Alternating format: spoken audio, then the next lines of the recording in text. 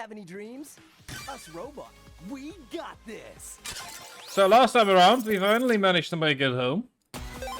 And now everything is full of ice. Which is good or bad.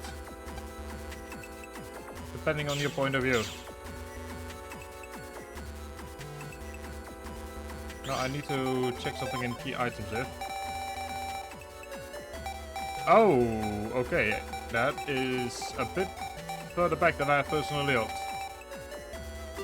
Okay, well, anyway, let's go ahead and deal with this. So, there is a bunch of ice. Ice, ice, baby. And we need to deal with it and delete it and do all kinds of stuff with it.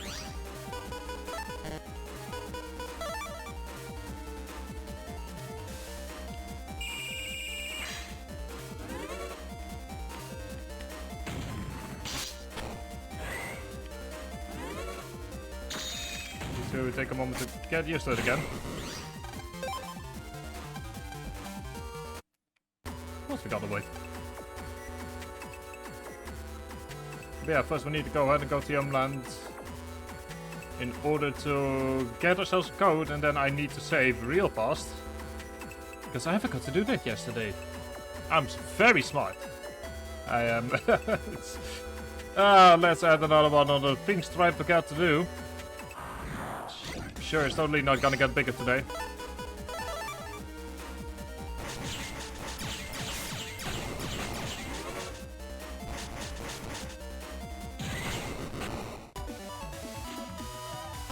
Gonna be doing a lot of saving here today.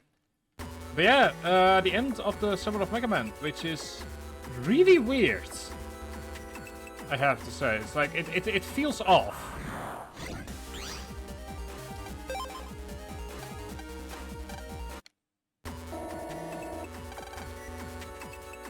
Like, it's something about all of this feels off. Okay, okay, never mind. Okay, so we did manage to actually get this stuff. Okay. Never mind, we were close further in than I thought we were. We can go ahead and break all kinds of red ice now. Yay!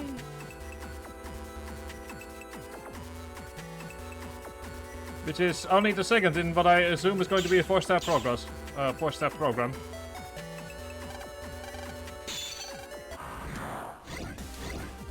Got a couple of magmachas.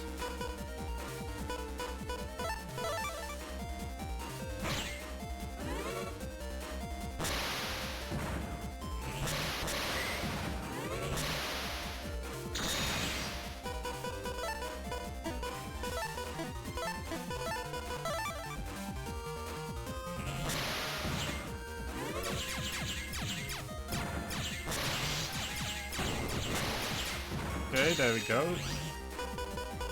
Very nice.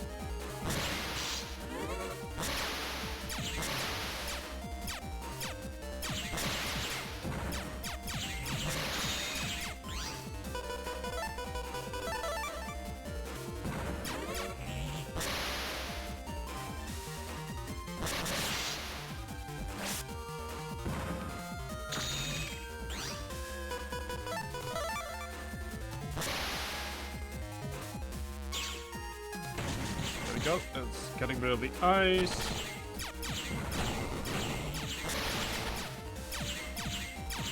There we go. That's the next step done. And we also got HP plus 200. Yeah, I'll take it.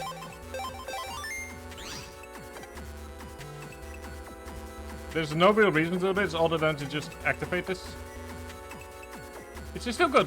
Which is still very much very good. Let me see here, so capable of doing that here, so we can start fighting. Oh, it's a bunch of handymans. Ooh.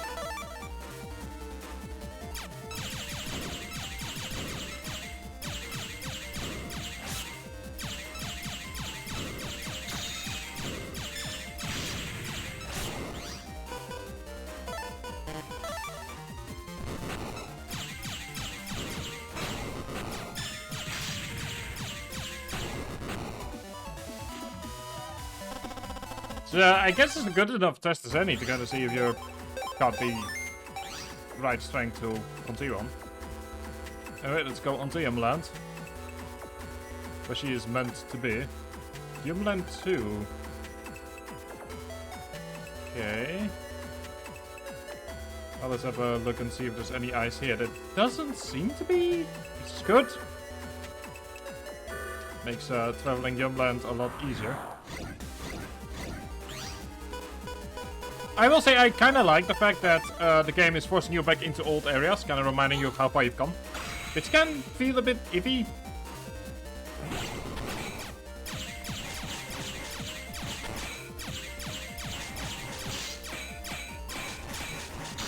Oh, never mind, I'm an idiot.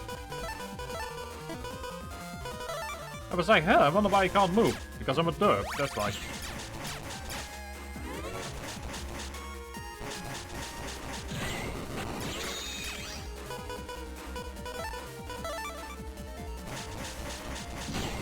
There we go, that's that done.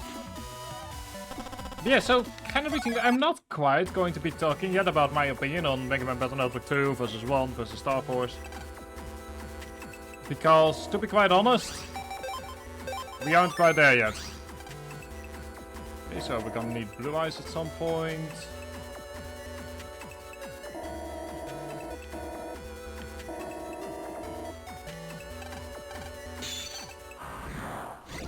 I kind of figured she was going to be here because we had already seen her.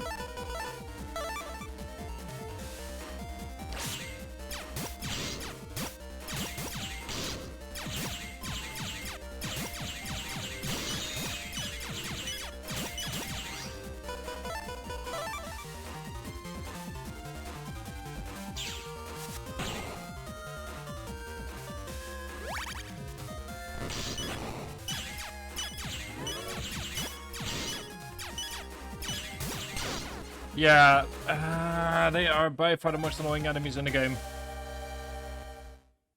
Oh well.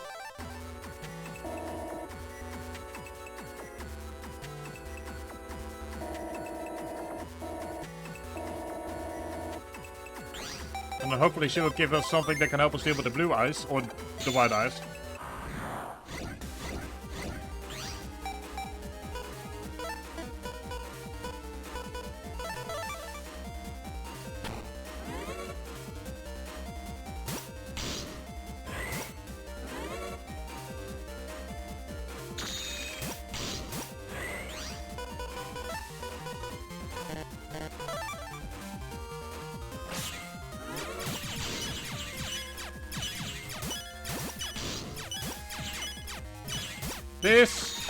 This is starting to just feel unfair at this point.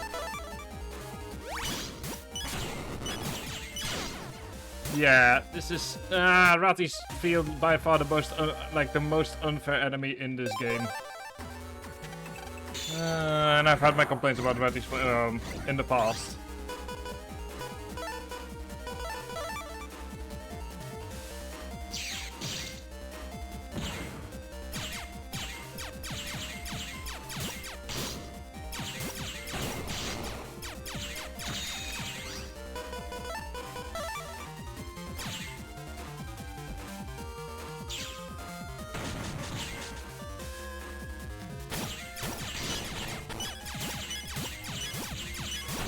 There we go, that works.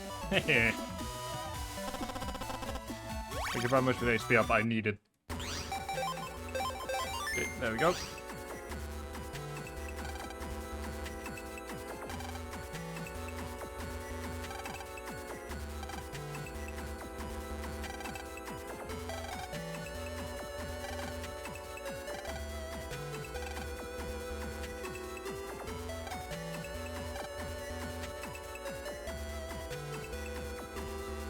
Just go ahead and kind of keep walking around for a bit. Let's just kind of see some virus in this. Oh, joy. Well, luckily for us, we've got a way to deal with them.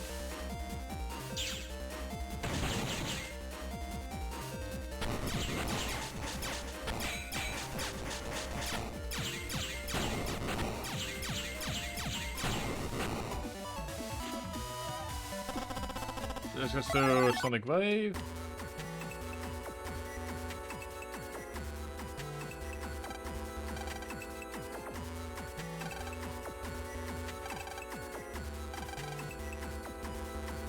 Okay. Might as well go and have a look around the... Strong enough to break the ice. Might as well go with and just take a look at the board. Hopefully there will be some information on there now that is useful to us. I'll say this, after stream is done, I will immediately go ahead and take a shower. Because boy howdy.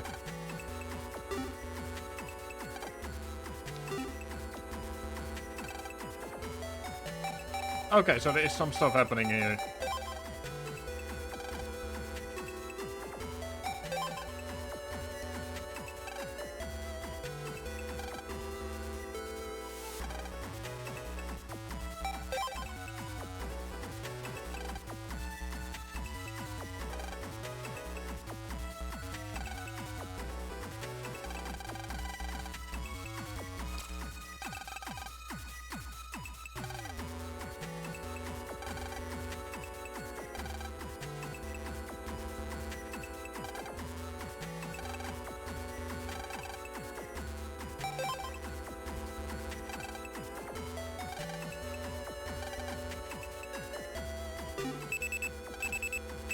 Okay, good to know.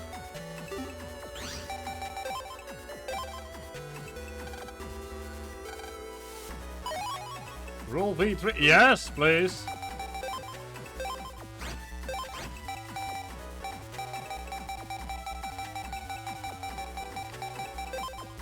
There we go, that's 100.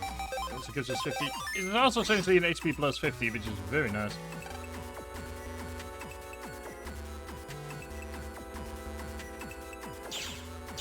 Kind of trying to think of what the fastest way is. We might actually have to... Hang on. I think I know what the fastest way is. But it requires some travel.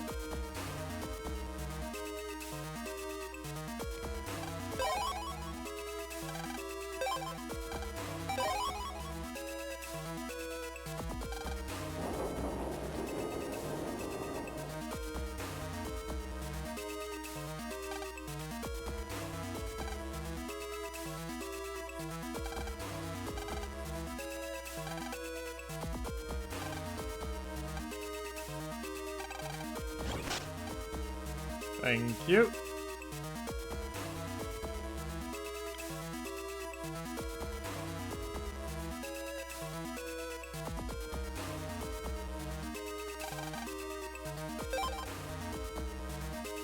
There we go, moving on to Netopia, because there is something here.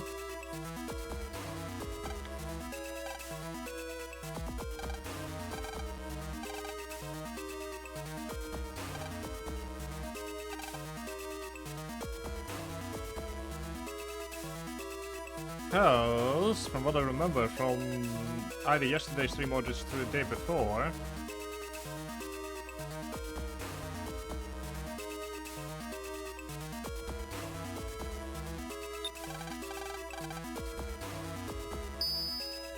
I believe this is the fastest way into the Undernet. From what I remember. And yes, we are taking a multi-hour long flight. Don't ask how time works in this universe.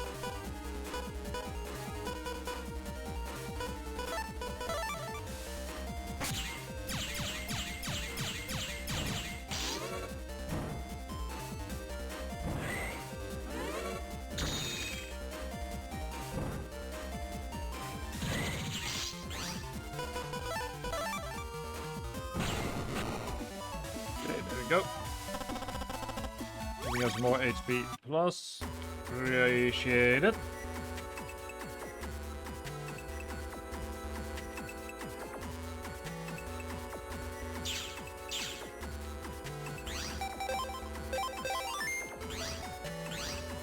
There we go, Netopia 3.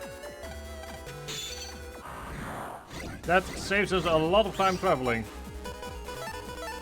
If only it would save us a lot of time.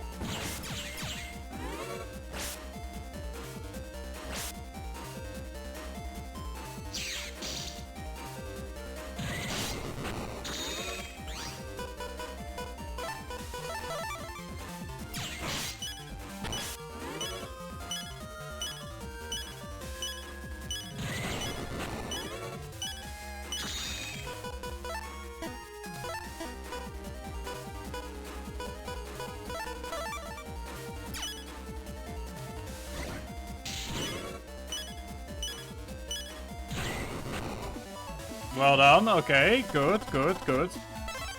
300 Susanis, I'll take that.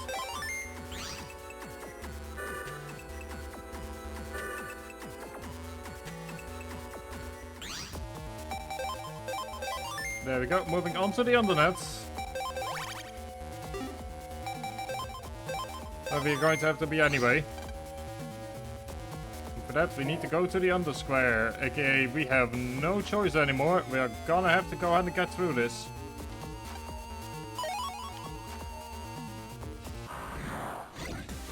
Shrimpy and Null. Kind of think I'm going to be able to escape.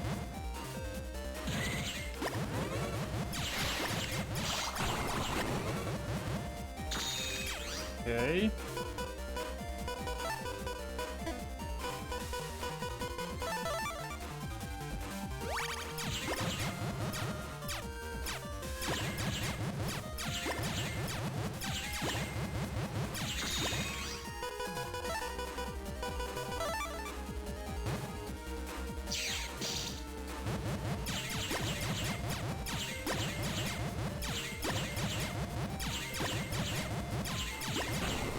And yeah, I never got to use it. Oh well. But we did get Double Cross K. This is a new card, which I'll take.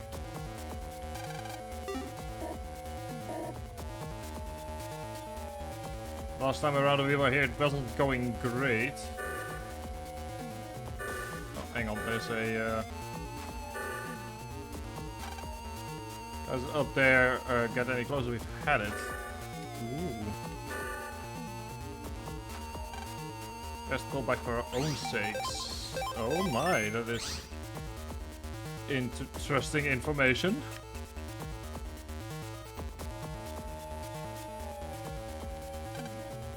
Okay, I'm still gonna have to break the ice. And then that's 2.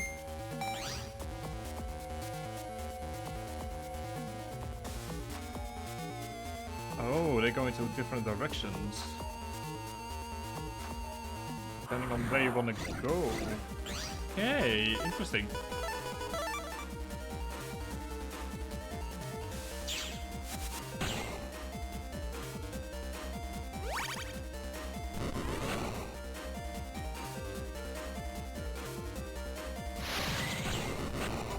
Here we go, thank you. Giving us Whirlpool. Okay, well, let's first of all go ahead and grab whatever blue orb we've got over there, blue data.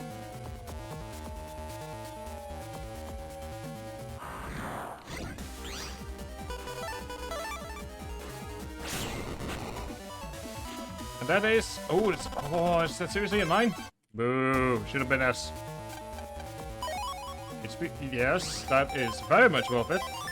It's 540.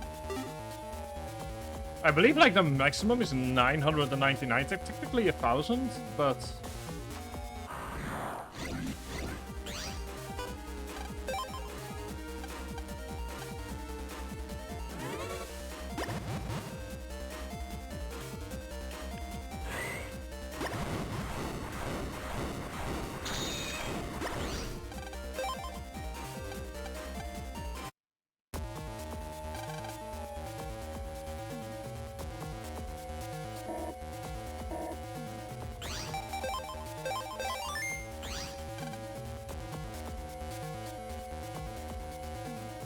Here, down the hill, undernet 3, go ahead for undernet square.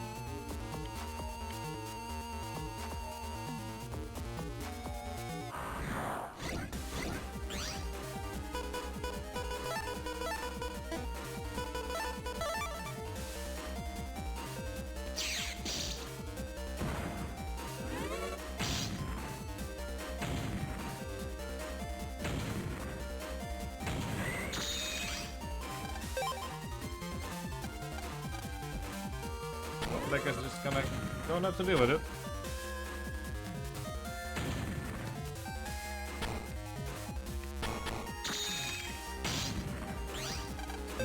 Rule of thumb says... There you go.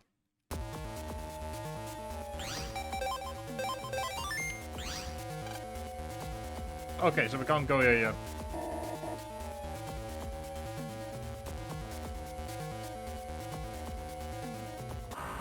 That leads us somewhere. Wherever there's hell somewhere is. Also, probably gonna see if I can get Guts Vision 2 going before,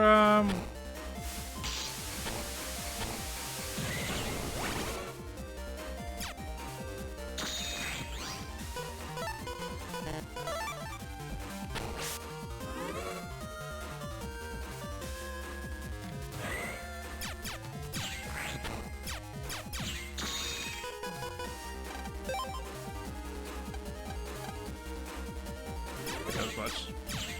Oh, man, we're gonna kill the Cozy.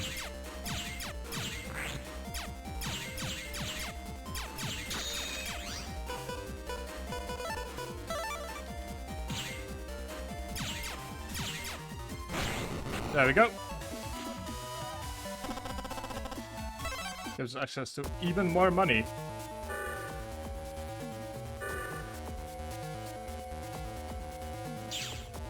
Okay, there we go. So that is the Undernet Square entrance.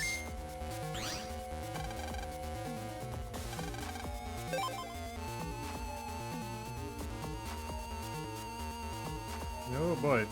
Okay, so that's a one-way ticket. So from somewhere?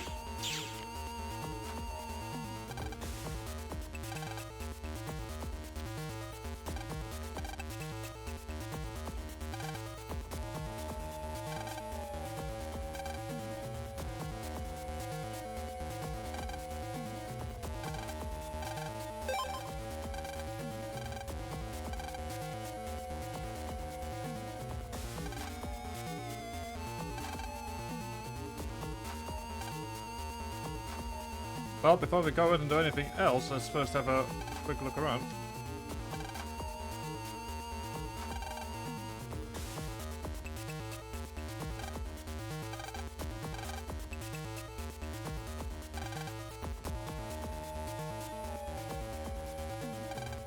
Secret info board.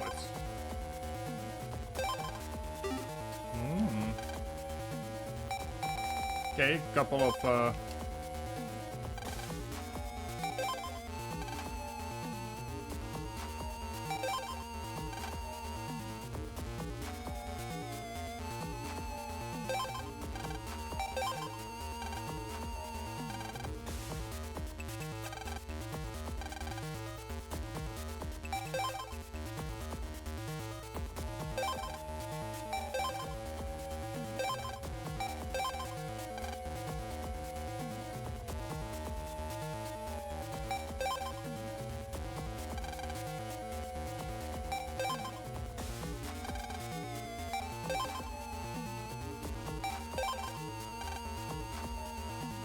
deleted navies roam the net as ghosts and attack out. Ooh, that's a nice little rumor.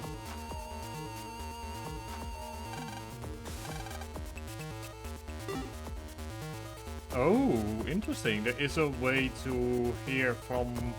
Oh, that's probably in order to facilitate endgame, but still.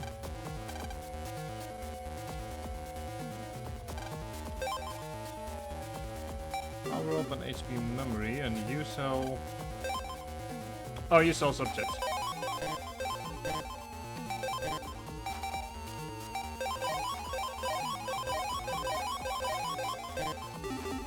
There we go.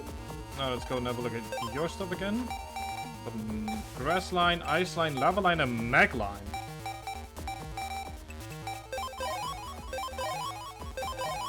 There we go. That is all the HP memory that we're gonna get, which ups it to 600. Nice. Okay, back to the normal net we go, which means time to take another flight. Because that's just, I guess, the way that we roll.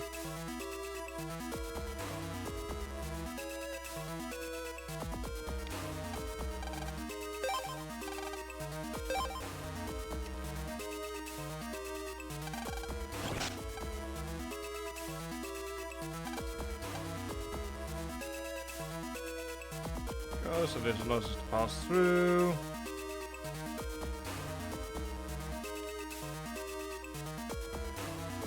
This then allows us to go to here. Please and thank you.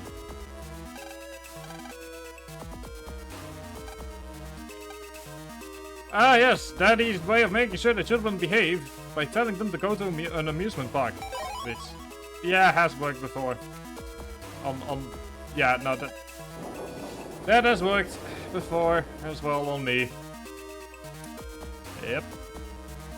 Oh well, let's go and continue on.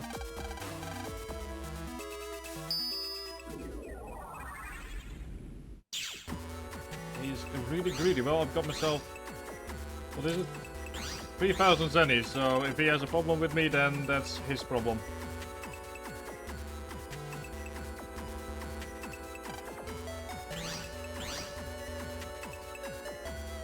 Oh, the next square is in the Utopian square. I'm a derp. I derped. I thought of the square meant the square instead of the Utopian square. Derp. Oh well, I'll take the long route. That's my punishment.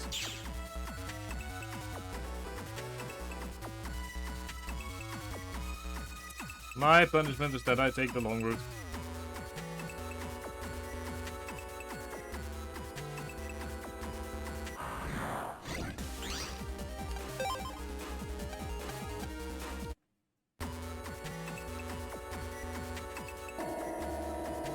Thank you.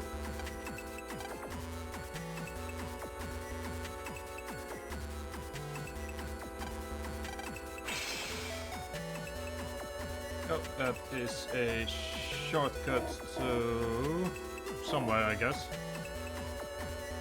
No idea to where, but we'll see.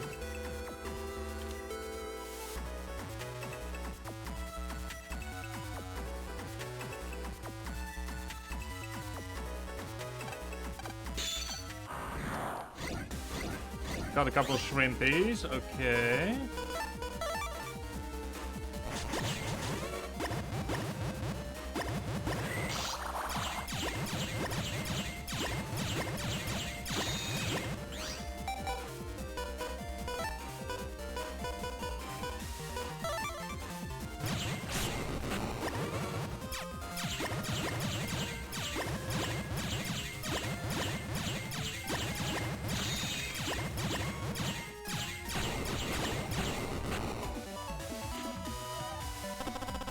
That is 400 zennies, please and thank you.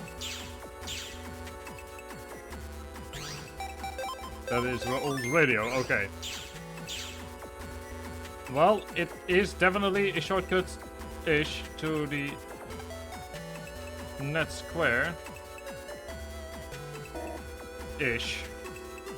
Although I do get the weird feeling that we're gonna go ahead and have to fight ourselves through a bunch of more enemies. Order to get there also, no.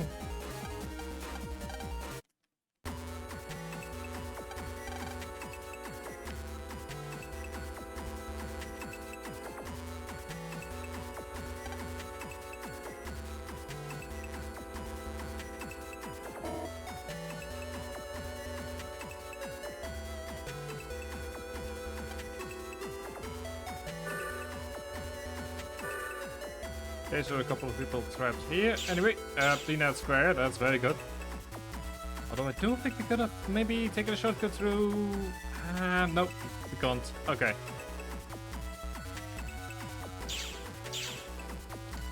That is the one way to go. Net square 3, don't need to go there.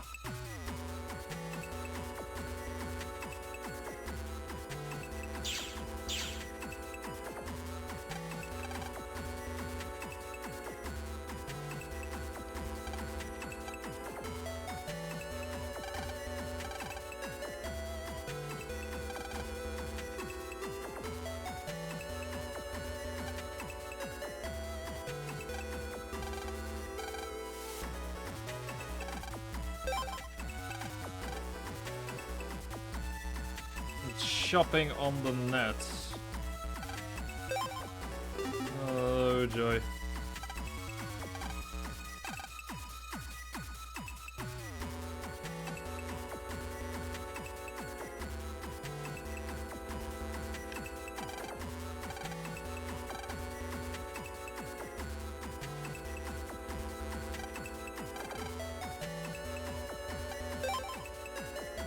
Oh, you've also got an HP memory. Okay. shop is he at? That is a very good question. At a store on the net. I'm looking this up. Not necessarily, mostly for expediency's sake and because, you know, reasons. Let me quickly look this one up real fast. Thank you. And then we search for...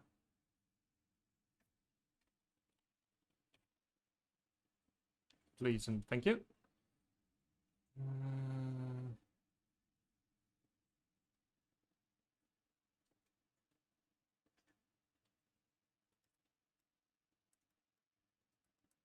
Ooh, hang on. I also need to do... Ooh, hang on. That actually... seems that I forgot to do something.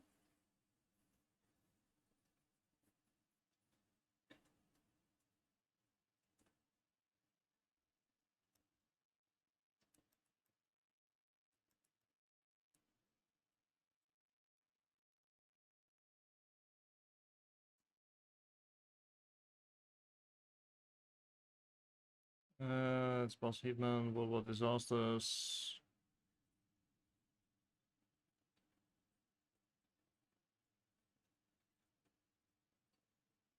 A couple of things we actually missed, it seems, so far. But we will be doing that after we're done with this particular chapter.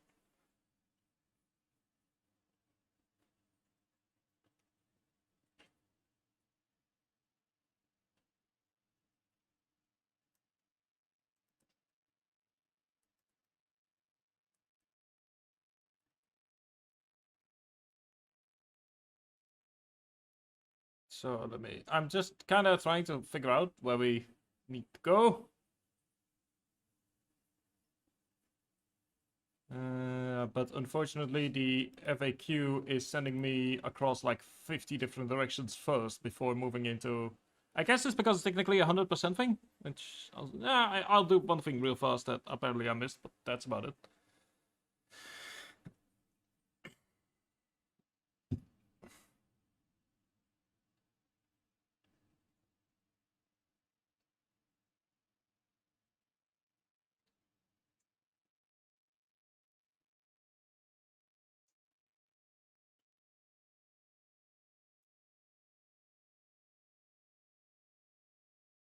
Alright, you can see not do the then a purple navy. Okay, thank you.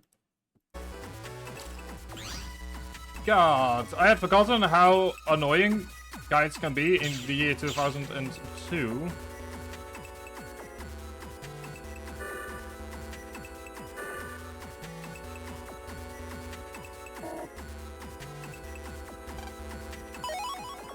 Especially because they like to go like, oh yeah, this is another thing you can do, and I'm like, that is very interesting, but not the info I currently need.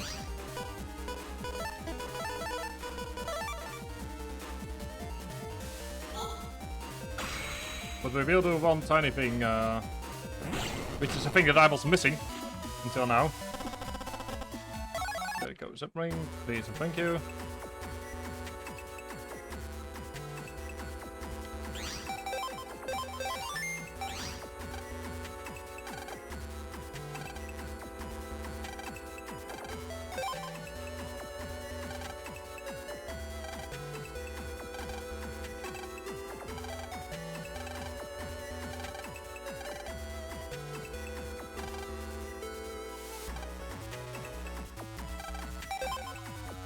Okay, so before we go and do anything else, we first need to go back to Netopia, where we will, in the meantime, be doing a couple of other things along this way.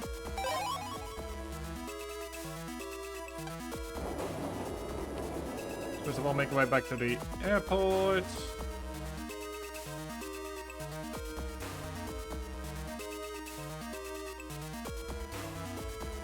Oh, there we go, it's Mr. Match. Hello.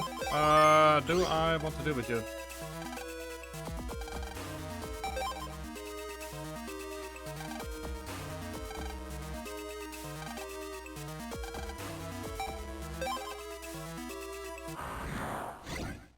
Oh my god. Well, let's see what we can do from here. Why not? Let's just have a quick battle while we are constantly traveling back and forth.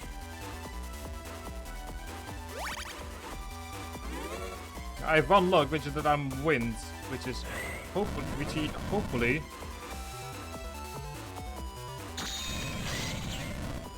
The answer is no.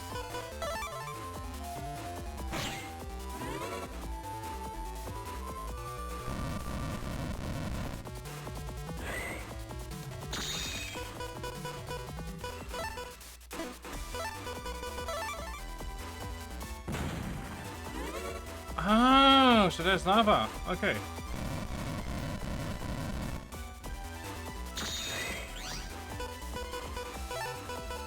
Interesting.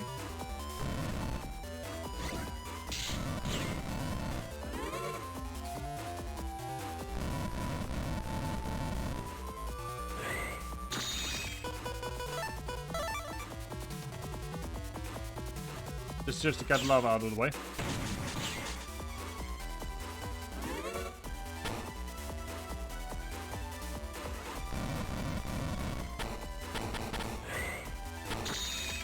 There we go.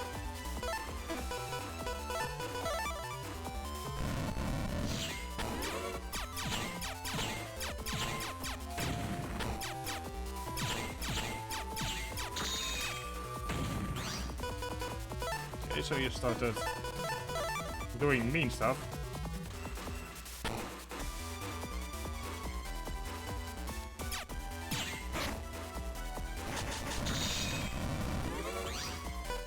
That's sort of like the one problem that I'm currently having is I'm currently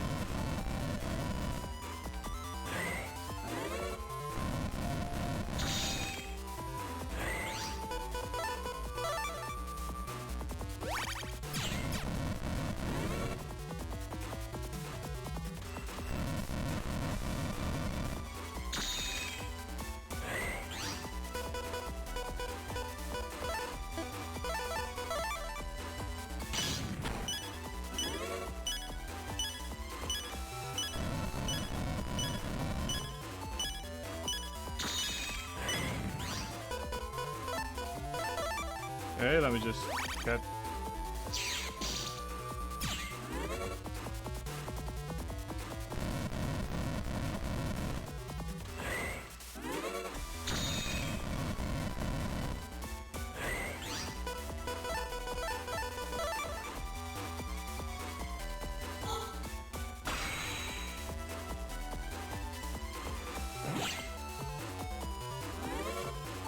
Need to wait for a moment while. Ow.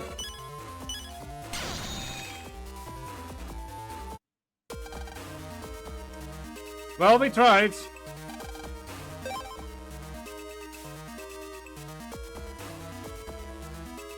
Don't worry. At some point I'll beat him. Just not right now. Next secondary stop is right here.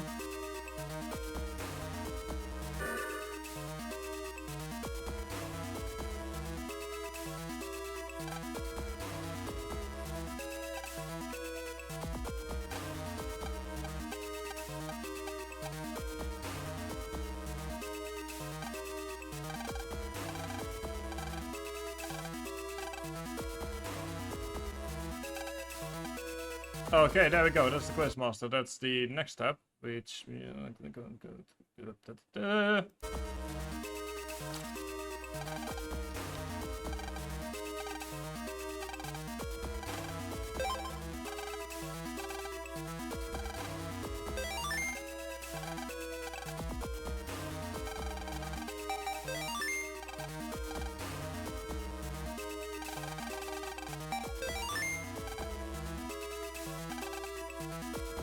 That one I know that's a guardian.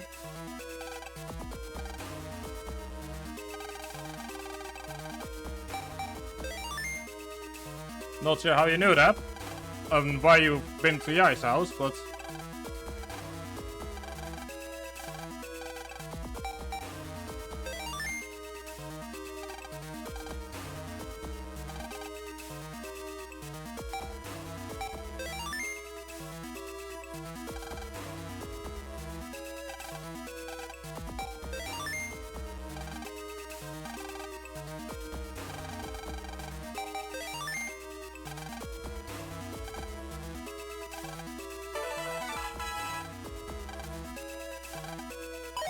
Got gate key C, thank you, and HP memory.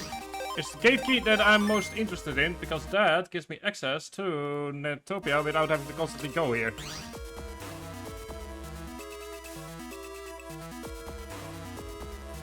And also the HP memories are also very nice, since we're now at 620, which is 62% of the way to Mega Man's full power, I guess. I'll try not to question that too much, what I just said. Wait, hang on, if I can just... Yeah, I mean, I'm here, might as well. I'm like, hang on, can I just go back? But that's probably take more time than it would save, to be honest. You know, feeling of movement and progress. Also because the Netopian Square is the complete other side of where we need to go.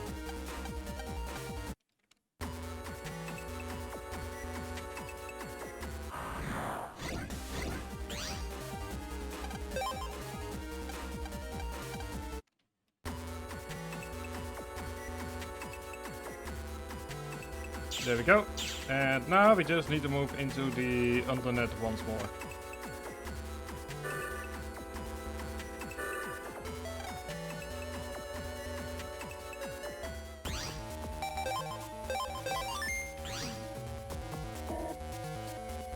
Okay, this time around I sorta know the route I need to take. Ish. Okay, a couple of nulls.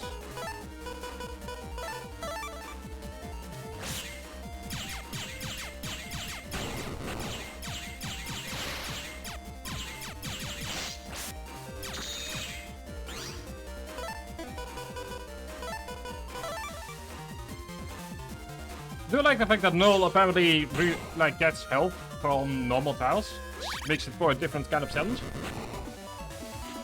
Definitely more interesting than what a lot of the enemies we've seen over the course of the game.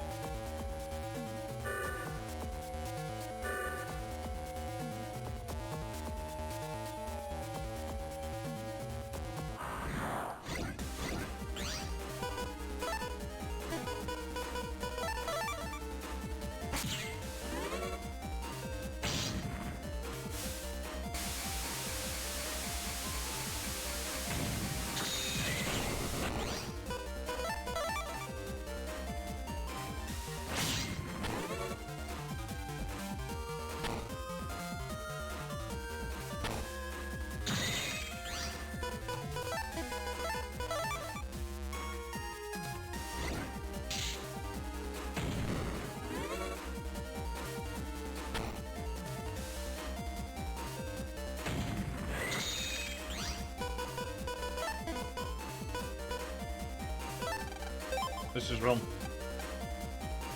Hey. Yeah.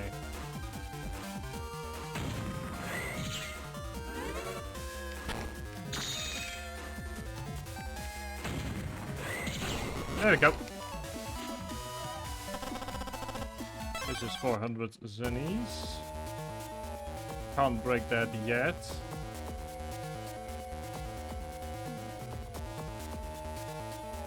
I might have misjudged how long this chapter was going to be. Oh well. The only other chapter left is Gospel, which the end game is normally a lot... don't want to use the word simpler, but it's definitely...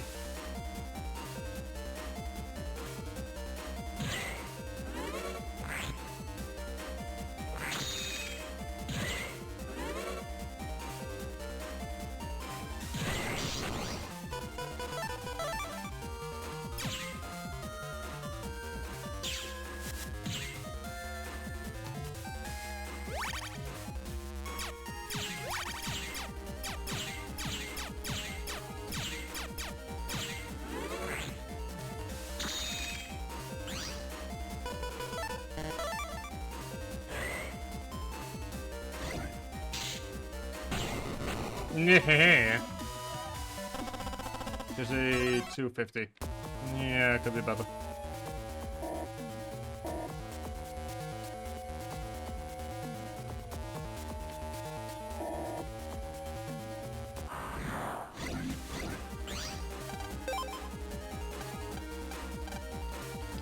do need to save again relatively soon.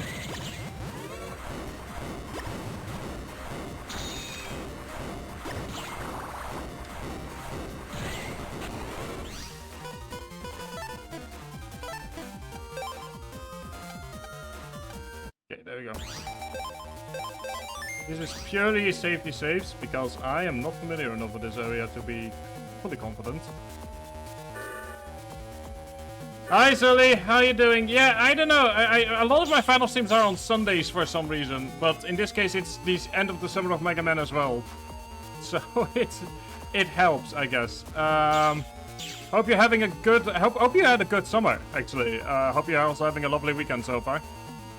Over here, I have started preparing for the heat wave that's going to hit us next week.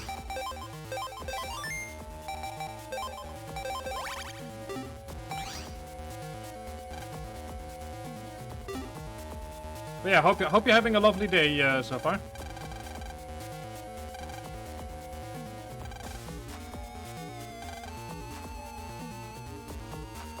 Yeah, so apparently Western Europe, and then Germany apparently gets hit on Wednesday, is gonna be dealing with a heat dome. I've actually tweeted about this.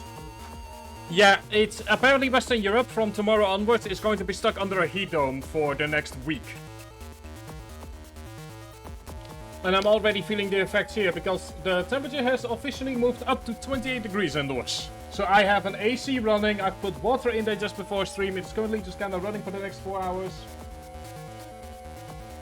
And yeah, I'm just hoping, essentially.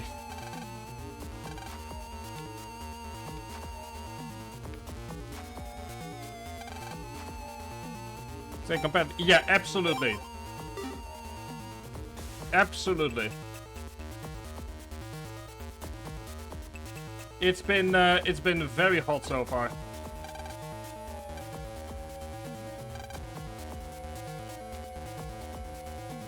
Today. Although I will say this, I did do some training today, and I did it in the morning, and when I started training it was like 24 degrees indoors, and when I left it was, or when I was done training it was like 27.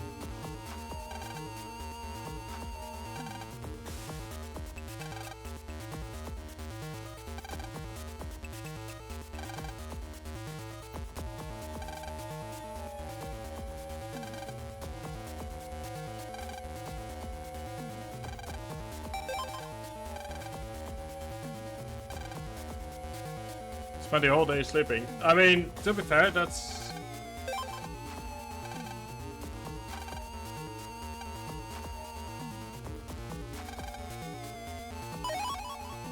Ooh. Oh, we also got anti-recovery D. Nice. Yeah, I unfortunately cannot sleep the entire day anymore. Like, from tomorrow onwards I have to be, from tomorrow onwards, I'm gonna need to be awake at 7:30 and 5:30 on Monday, so or Wednesday, so.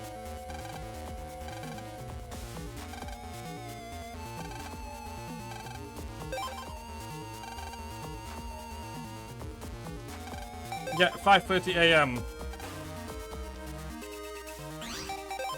1 second, I need to look something up here because I have no idea where to even begin grabbing heat data. Yeah, it's because of travel time. Because I need to be on Wednesdays. I need to be at university at 8:30, and it is 2 hours travel. So that's kind of the problem. Let me quickly have a look at something here.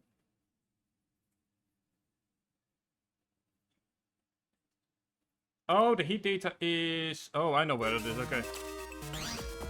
Yeah, it sucks, but that's that's the way it is. You know, that's life. I mean, so be it. It's 1 day a week. You know.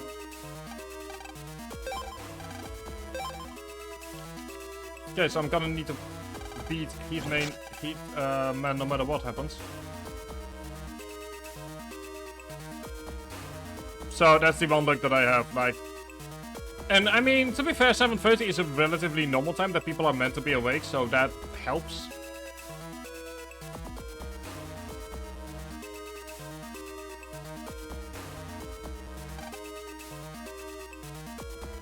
let me go ahead and talk to Mr. Match.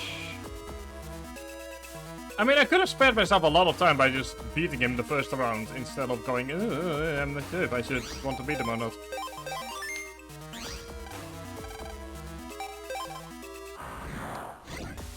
Anyway, let's go and try this again.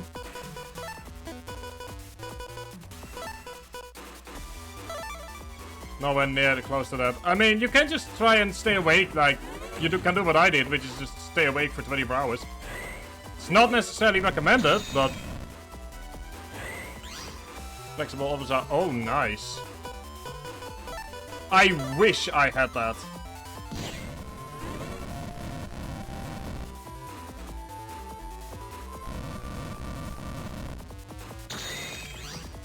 Nice. Yeah, lost it. There we go. That definitely helps, yeah. In my case, so during my bachelor, they didn't care one iota if I was at university or not, but now they have been going like, oh yeah, no, you need to be like at university, and if you miss too many classes, you will have to, you know. It's like, and if you miss too many classes, you will have to, you will not be allowed into exam. Christ, good morning.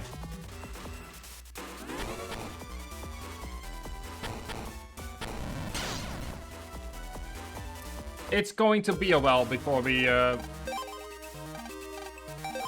what I can do is I'm gonna try this one more time the normal way, and then I will quickly, purely for the sake of the stream, activate cheat mode.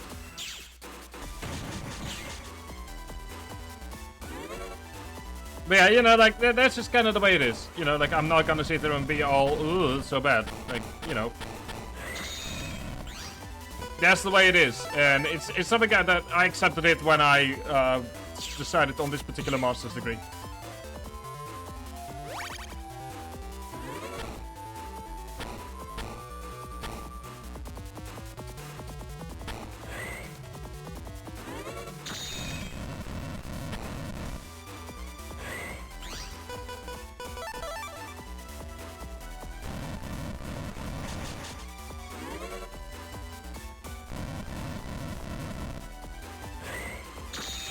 Damn it, Hitman is so fast!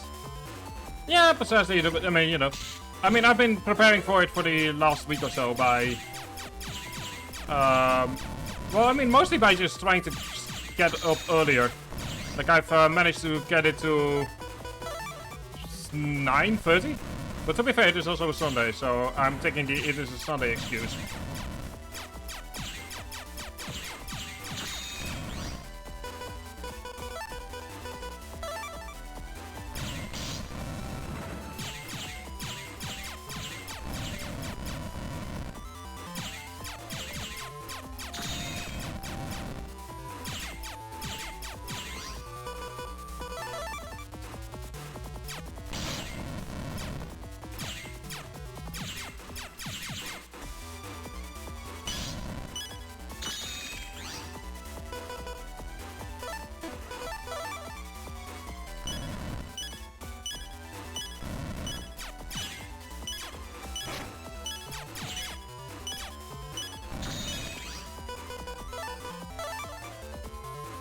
Yeah, I know. Sundays are rather lovely, at least at the moment.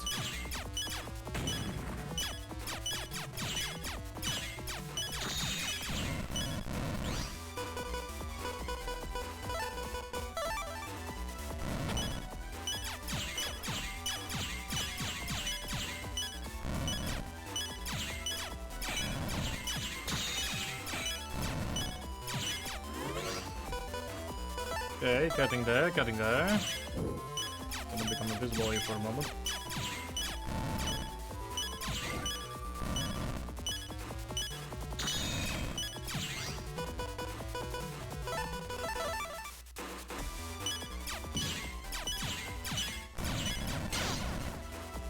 Alright, fine, I'll take cheat mode. Well, give me 1 second.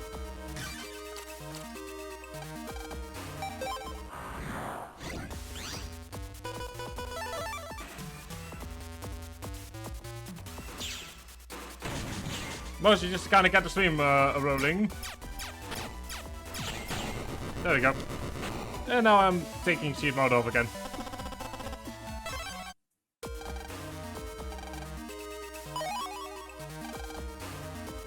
Oh, that is not what I...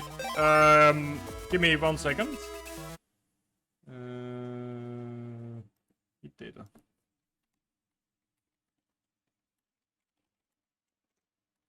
I thought that this was going to give me heat data.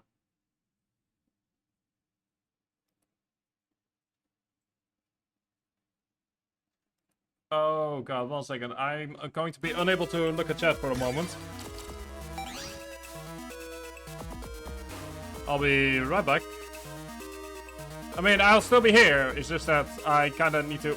How are you meant to find that? How are you meant to find heat data on your own? Take it to the grill. Oh, joy. Let's go to the campground.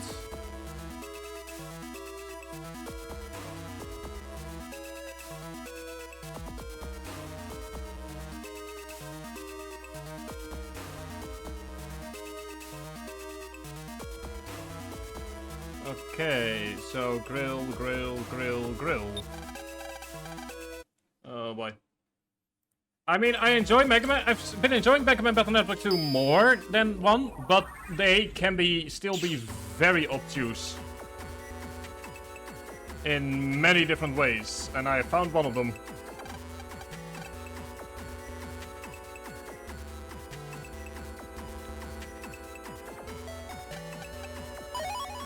Bubbler, okay.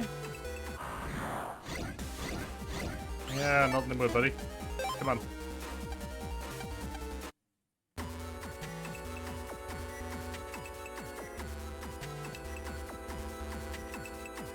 Oh, there we go. Hey, why is it always the last location that I look?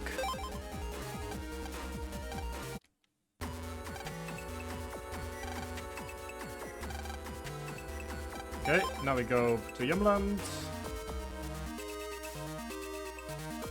So I was assuming that this chapter would be shorter than it really was, but that's because there's a lot of back and forth happening. Which is starting to slowly get on my nerves. Gotta fully admit that. It's a problem that like just the Star Force games have as well, where like the end is just kinda really annoyingly out of the way. Because you first have to go back to every single location you've ever visited for some reason.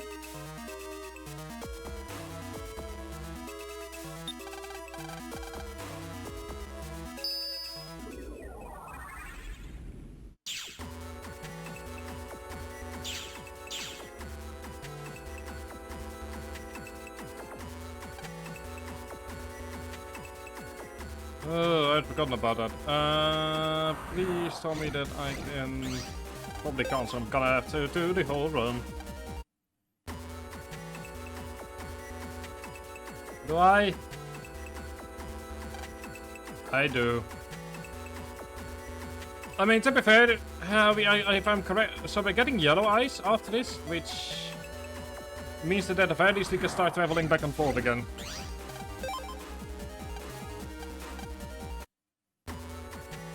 Yeah, it's faster to just...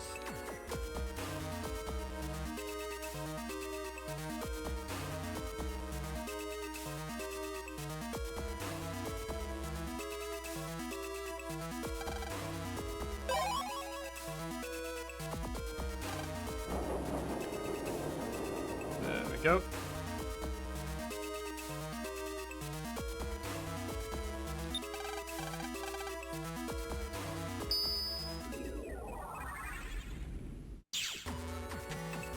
Okay, moving on to Yumland 2.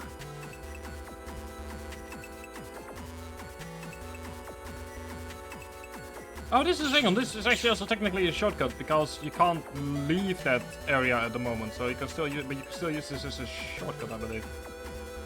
Huh. Oh well, should have probably realized that earlier. But yeah, like I said, like I actually got an actual air conditioner on loan from my parents, and it is an absolute godsend right now. Like, oh boy. It is a genuine godsend, and I'm very happy with it.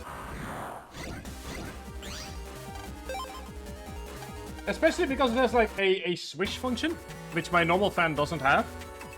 So every minute or every 2 minutes or so, I get like suddenly hit with a nice blast of cold air. And it is so good.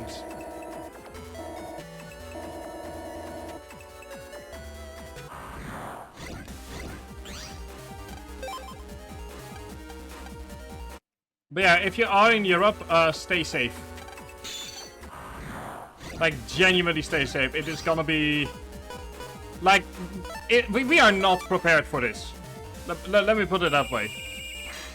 We are not at all prepared for this, and... Yeah. Like, no matter what, try and stay safe. Because I know that for example, that I'm gonna be having a couple of really annoying days ahead of me. But, yeah, so be it. Because I am not allowed to go into shorts to university. Because my shorts are... short.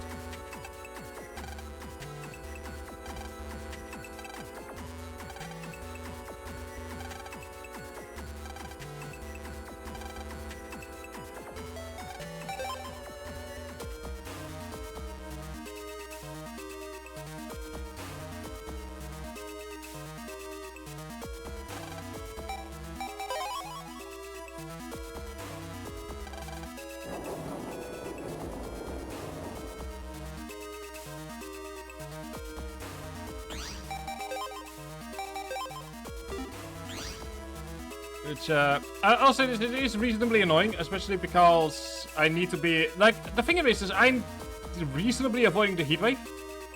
In that, like, by the time that I'm going to university early, I'm done with university relatively late. With the exception of Tuesday, where I have to go to university for, like, one specific thing. So I'm kinda hoping that they're gonna be like, hey, you know, because of the heatwave, you know, it's also going to be an online thing.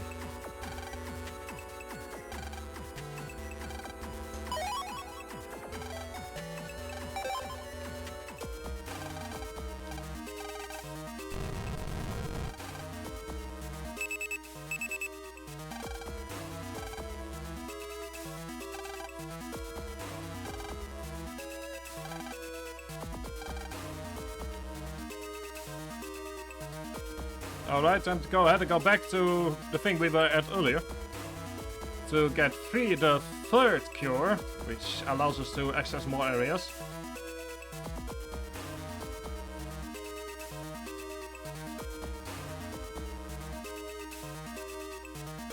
But for that, we first need to go back into the scar.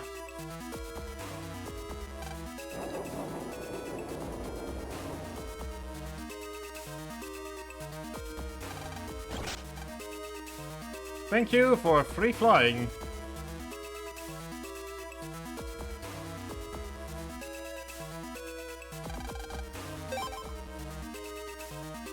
Also, just love the fact that like the natural disasters are kind enough to allow us to just, you know, wait for a bit and allow us to get to where we need to go.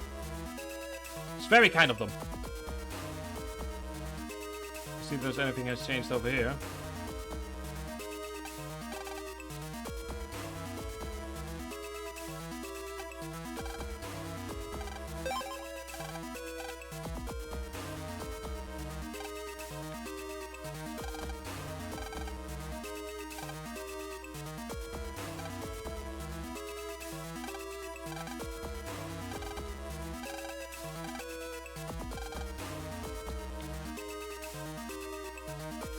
But yeah, like I said, stay safe.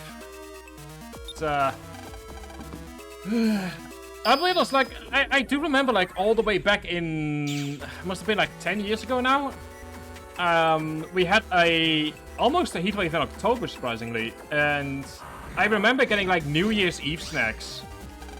Because they start selling those way early. Like back in Like, I was in shorts and in a t-shirt, and everyone else was in t-shirts and everything, and it was like Halloween or something, I believe. And I was getting snacks for New Year's Eve. It was just such a surreal experience. If only I'd known back then.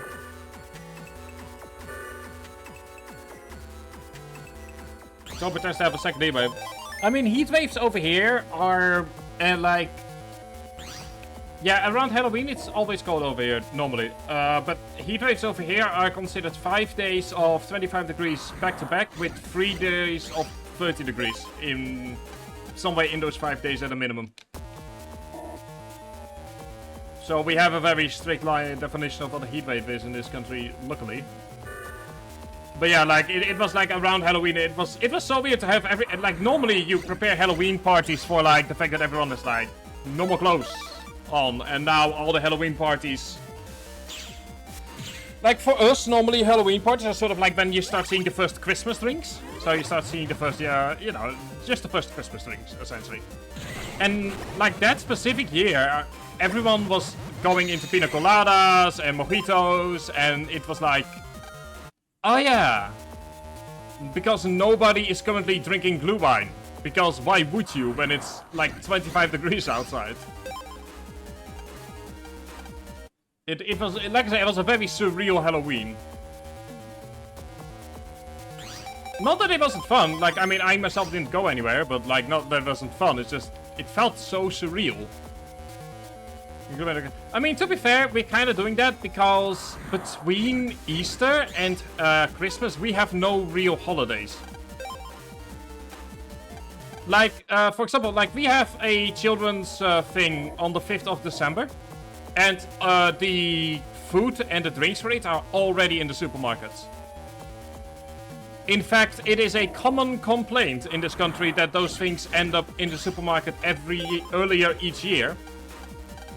When in reality, I believe it's always like week 36 or something that like the food shows up, but that just sometimes happens to be at the end of August. And sometimes at the start of October. Or at the start of September, I mean. So I already had my first bits of winter foods. And yeah. I don't know. I don't know what to tell you. No, over here it's like August. It's like the last week of August or the first week of September, depending on when week 36 happens to be. I believe it's 36 anyway. Yeah, I mean, I myself already... So we have, like, pale something. I'm not sure how to say it in English. Maybe the packet says it. I'm not quite sure how to explain it in English, because it's like... in like only in Dutch, but it's like God. Hang on, let me go ahead and show you what it is that we have for Christmas. I mean, not necessarily Christmas. We have like children's holiday first on the 5th of December. Let me see if there is an English version of this. There is. So just for your reference, this is already in the supermarkets, and normally this is only eaten around the 5th of December. So I have genuinely no idea if there is like an English word for it or not, but...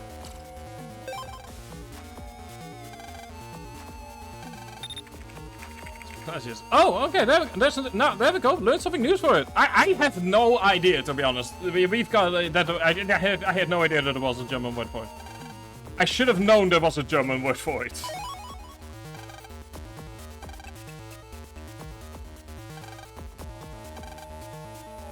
Okay. Buy them all here. I mean, I can't blame you. I would too if they were... Yeah.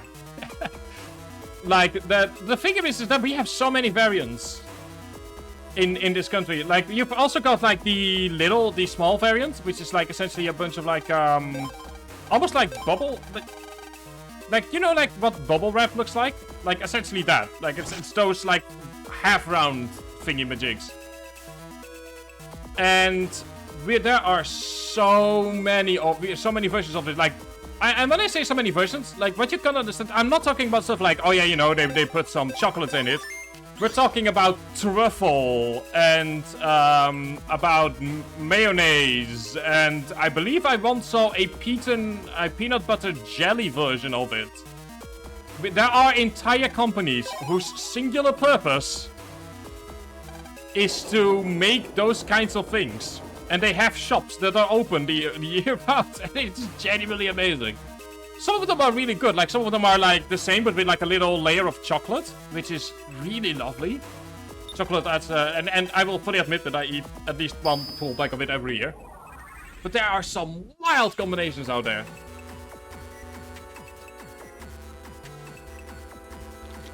Like what I've been doing this year, and I'm not sure why, because it genuinely sounds like a horrible idea, is infusing it with different kinds of fruits. So there is like one with like bits of strawberry in it, and one with bits of apple and pear, and I'm just like, why? Why do this? Why would you hurt yourself like that? But yeah, like I said, it is insane. There are entire companies that are just specialized in purely that kind of stuff.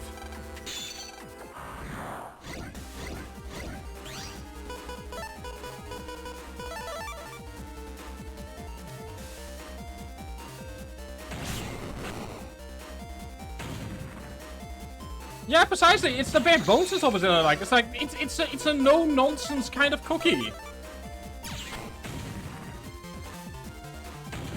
And I will admit, like I said, like there is a chocolate variant that's genuinely really good. Like there is one with the one that I always really like is like one where there's like a little layer of chocolate on top of it, and that is genuinely really good. It's just that, unfortunately, there's also all kinds of weird stuff that makes me just kind of go, why? You know, like, what led you to this point in your life that you decided that this was a good idea? Mayo says a good work. I mean, I guess if it's like a layered, in the same way that, like, if it's like dipped in mayo, I can see it work. In the same way that, like, dipped in chocolate makes it work really well. But, like, I'm not... Otherwise, like I said, there is some weird infusion stuff going on with them. Anyway, it was in Utopia 2. Okay, never mind, that's in that square. That's not where we need to go. But yeah, like I said, like if it's dipped in it, I can definitely see it work. But the problem is that it's almost never just dipped in it. There's always like, oh yeah, they adding truffle onto it, or they add like a, you know, like I said, like they add, and they have a fruit infusion going on, and it's just, what's the point? Why are you messing with something that... I mean, I know. I've tried it in the past. I have had my fill of trying out weird combinations. It's a fun thing to kind of do for like when there are other people visiting and you're like, you know, it can be fun if there are like other people visiting and you're kind of doing it in a sort of like try out and see if you like it. It's a fun party game, right? You're just having a bunch of random ones and you're forced to just kind of eat whatever you grab. But that is like where it's sort of... I can see it be... Yeah, in that regard, I can see it be a really fun party game. That you kind of like have to blindly grab one and you just have to eat it without seeing it. And you have to guess what makes it weird.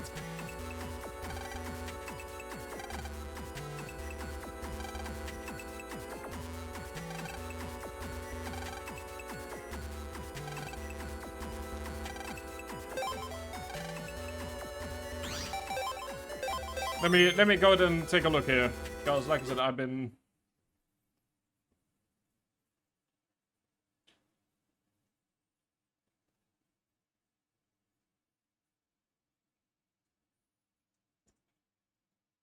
Okay, so somewhere in... Hi, Harkin, how you doing? I have absolutely been out of that game for a while. Talking about the groceries. Well, good luck. Oh, hi Kels. I thought that it was Harkin saying that for some reason. I'm like, oh, okay, fine. Hi Kels. Good luck with the lurking. But yeah, we were talking about different kinds of speculas that are currently available in the country and how to. But nice feel of the family, nice. We are currently trying to finish up the game. That's to say, if the game allows us to finish it up, because this chapter is a lot longer than I expected it to be. So we are trying to finish this game, but I don't know how long it's going to take. And worst case scenario, I'll activate cheat mode. Purely in order so that we can finish this. But I'm going to do my best and see how long to try and do it without.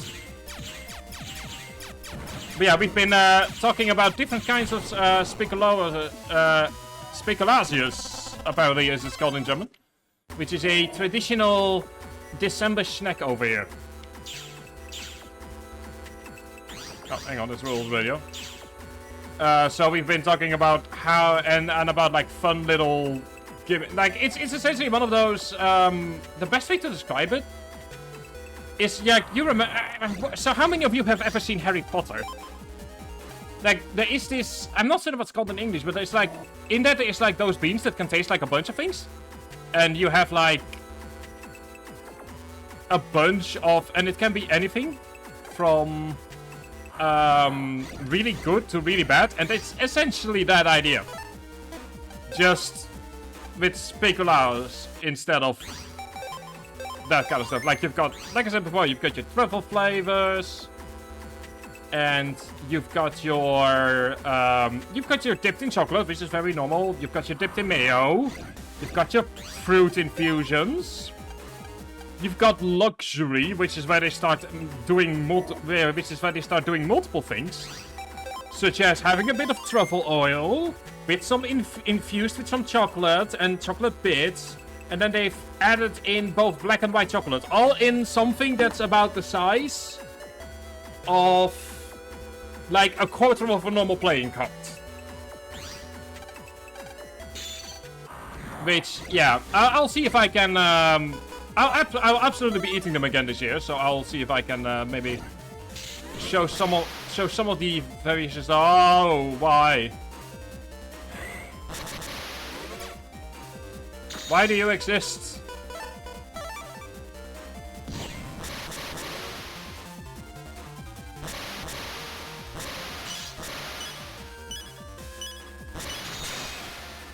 Okay. Oh, God. I am from now on gonna go out and activate cheat mode for things that... Alright, yeah, there we go.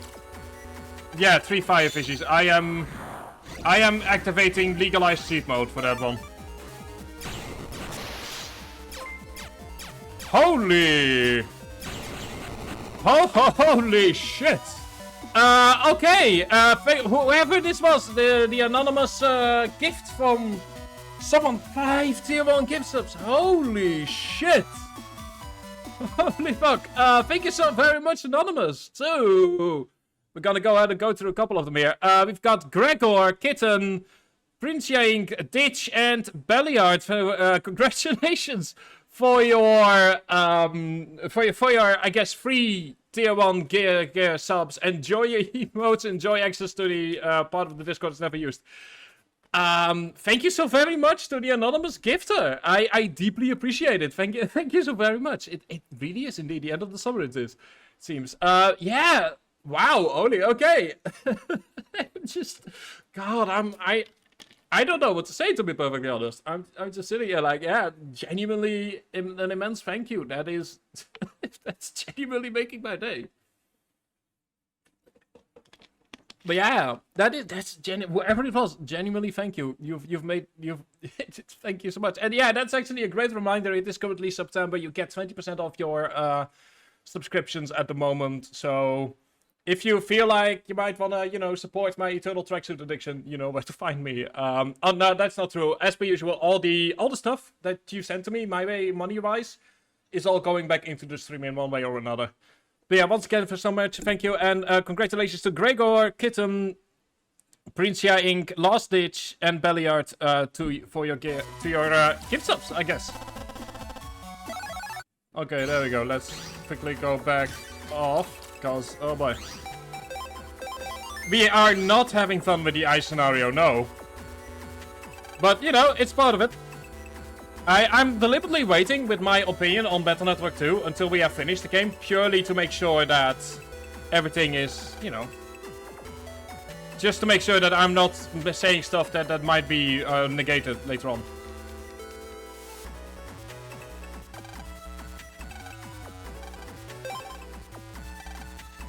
Counter the internet. It's the best keymaker in Utopia. Okay,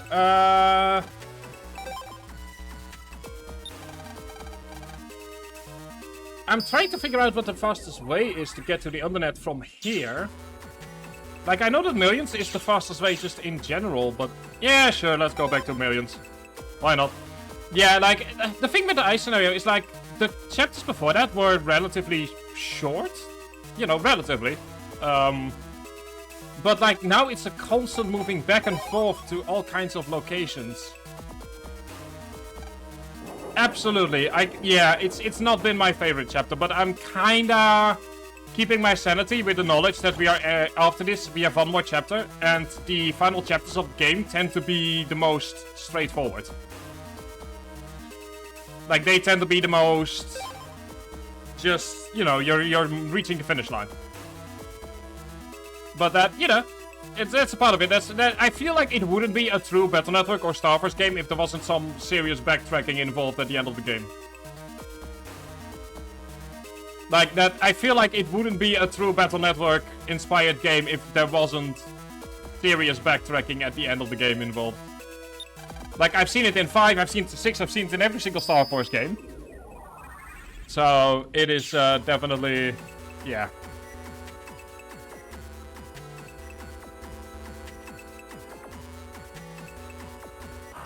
But yeah, also a reminder, if you are in the Discord and you have a different name on Twitch, to kind of let me know that, because in that case I can give the follower role, and that allows me to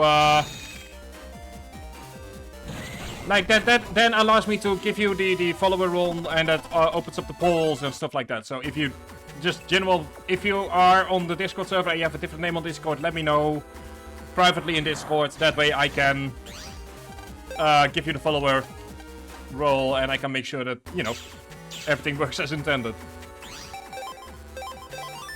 There's actually, hang on, now that I say that, there's actually a great moment for me to kind of check something, because, this is just real fast, because there is we have a thing on the Discord called a poll, but under normal circumstances, you get access to it when you are a follower, but what I forgot to do is to give access when you are a Twitch subscriber. That is the thing that I forgot to do, because under normal circumstances there is like always, it's always those, but there are some people out there that might not have that option in that regard. So let me just go ahead and do this. This also allows me to kind of see some stuff. There we go. And also, obviously, if you are... Just a couple of things here, just because I'm you know, sometimes people are doing stuff. You know, don't forget to link your Twitch and your Discord. That way you can access to the emotes. Hi, Pony! We are doing well. We've just now been given 5 gift subs. So, our day is going really well. And, yeah. Like I said, Anonymous Soul. Genuinely amazing. But yeah, so far we're finishing up the Summer of Mega Man today. So we are currently working our way through the second to last chapter. That has a lot of backtracking involved, unfortunately. But yeah, that was actually the anonymous gift. That was a great reminder on my end to go ahead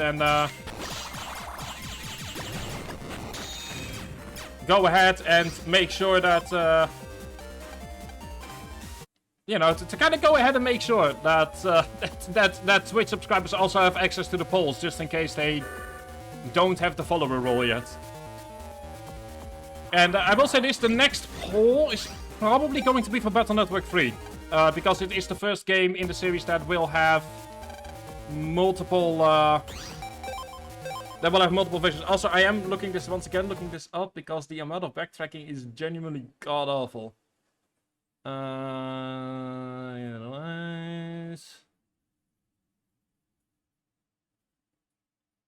Undernet 2, where the evil guide is go left on the way to Undernet 3, go down to... Oh, God. Tricky Bell. I mean, it's been awful this week. It's been genuinely awful. I've had a lot of headaches. Weather has been really messing with my head. So it's been awful, but, you know... I got myself a lot of tea. After we're done with streaming, I'm gonna get myself a lot of tea as well. I might go ahead and after stream also get myself a salad or something like that, like not trying to cook too hearty a meal and just taking it easy. I mean, it's part of temperature changes. Like whenever I am, this is kind of thing is like whenever the temperature suddenly drops, and I'm sure I'm not the only person that has that problem. It you know, like it all of a sudden creates some problems in my body. So that's just kind of the way it sometimes, you know, that's kind of the way that some stuff sometimes rolls.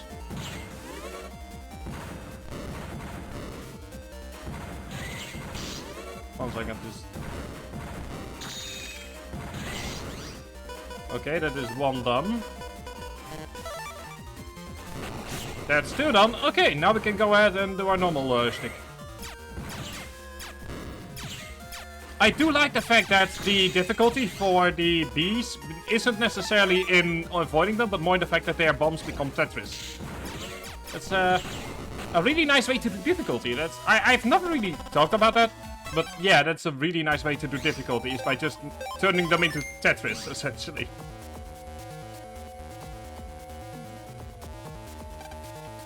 Anyway, we're now in Undernet Area 3. Which I guess is where he is meant to be.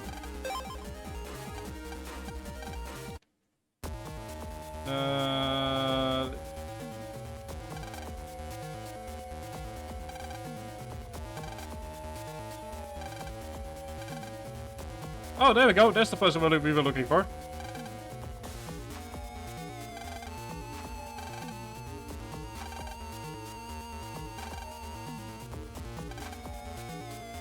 Blue frags.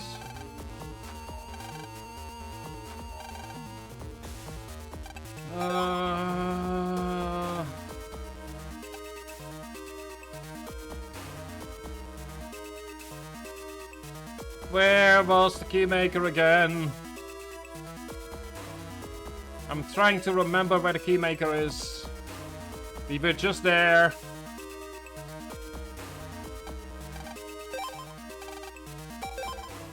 Oh, well, that is...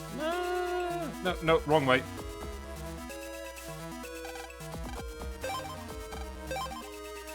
If it sounds like if you sometimes don't hear anything, that's because I'm on the second screen looking at where I need to go.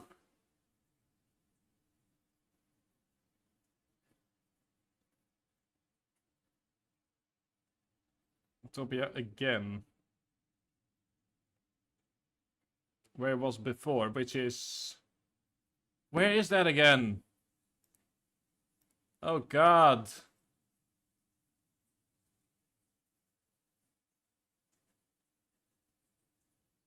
Oh, that's in under that area. What's the fastest way to there?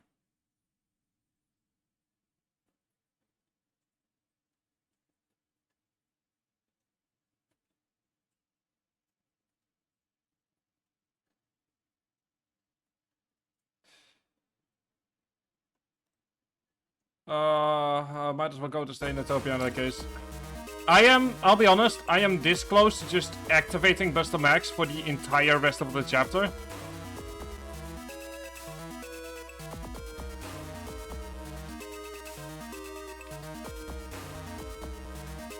Because this has been nothing but backtracking, and I've looked at where we need to go. If I'm constantly wondering why I'm constantly going back and forth, because my mind is constantly going back and forth on the idea of what I want to do currently.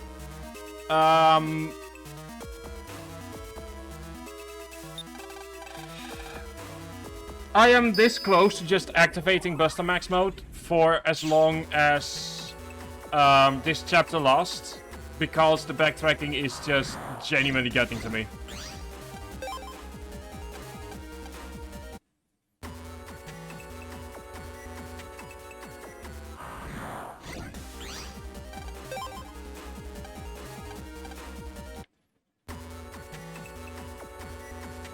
Because I've looked at the at where I need to go, and it said that we need to go and then immediately afterwards go back to the Undernet again. To the exact same place we were just before. Which is genuinely grating at this point. Can't really put it any other way than grating. Hang on. So I'm gonna go ahead and throw in a poll. Yeah, exactly.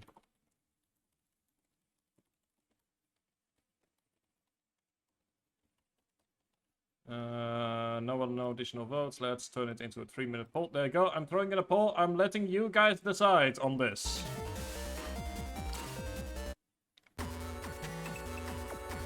So 3 minutes, no additional voting, simply because I know how it goes, and there are a couple of people here who have been here very long. Yeah, Buster Max mode is here. When I say Buster Max mode, what I mean is that I'll just activate it until we hit something resembling a boss that allows us to continue. Although I will also say this, I will sometimes, obviously, if we... Buster Max mode is essential. For those of you who don't know, Buster Max is a way of... is essentially maximizing out Mega Man. As a way to just be done with it at this point. So what you essentially do, or what essentially happens, is that you get maximum on all powers, essentially. Although I'm curious. So for those of you who've played this game before, because there are obviously different kinds of oh right, we can't do that. Scheiße, I forgot.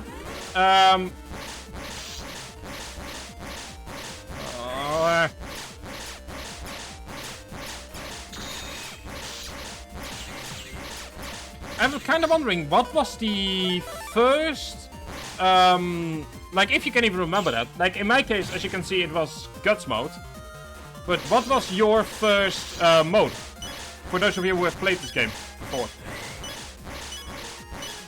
Like, I'm kind of curious, because I feel like Guts mode is the easiest one to just kind of get.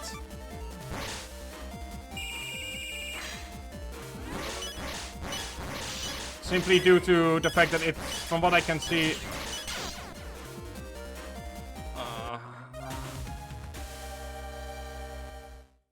Like, I feel like Guts mode is the easiest to just kind of... Let me actually showcase this, what Buster Max mode does. Flame Guts. Okay.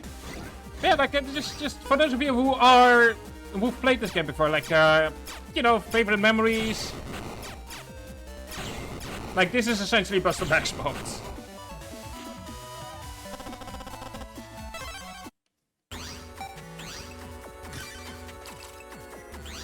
It's it's essentially legalized cheat, legalized cheat.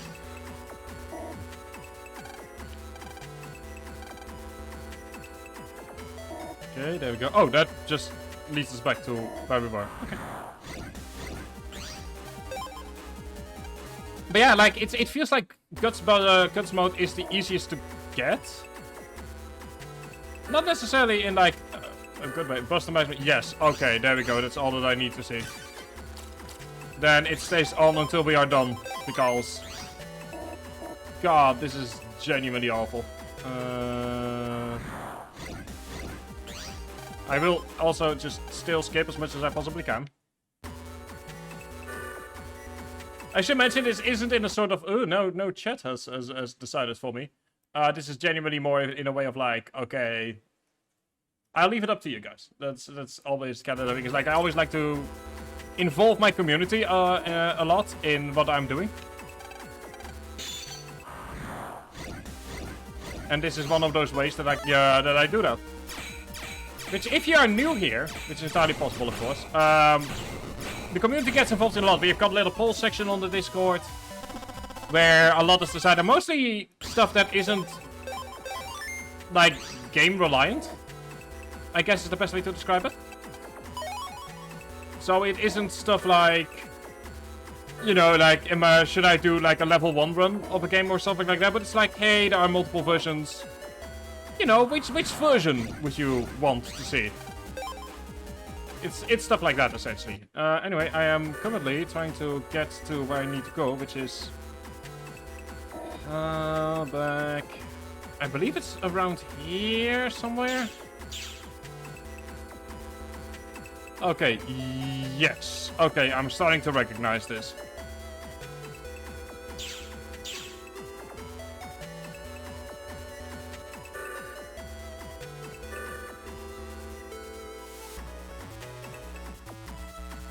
Okay, I'm starting to recognize this.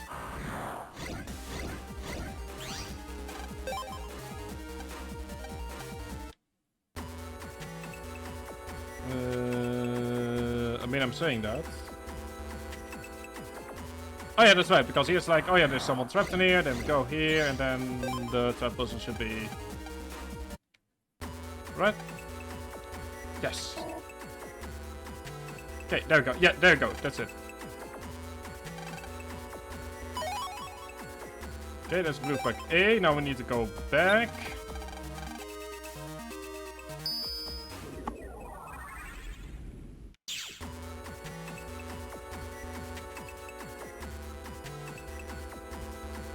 But yeah, like, so the thing is, up until this chapter, I definitely had my issues with an earlier.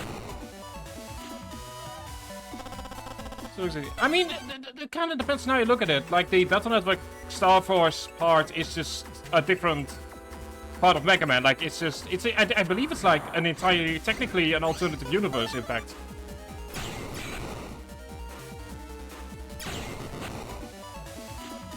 So, yeah, I feel like it kind of depends on what you grew up with. Like, I grew up with Battle Network and with Star Force. So, for me, the original Mega Mans are weird. Whereas someone that grew up with the OG Mega Man obviously will feel differently about that. Which is completely utterly understandable.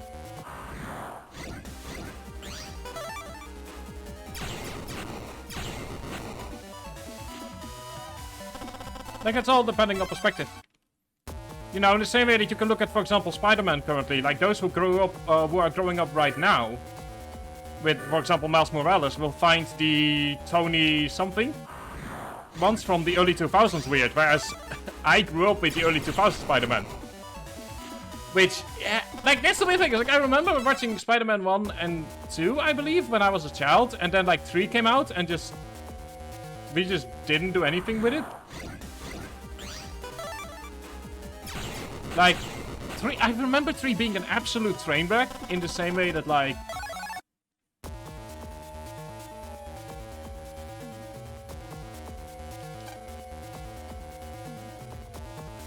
Like, in the same way that, How is this game? I mean, I'll say this, you're kind of reaching it at the end. So far, until this chapter, I would say that the game is very fair. With maybe 1 or 2 difficulty spikes, but this particular chapter is just awful. And there's no other way around it. So that's the best way to describe it. It's like, it's definitely, if you are a fan, if you have played all the Mega Man Battle Network games, then it is definitely recommended.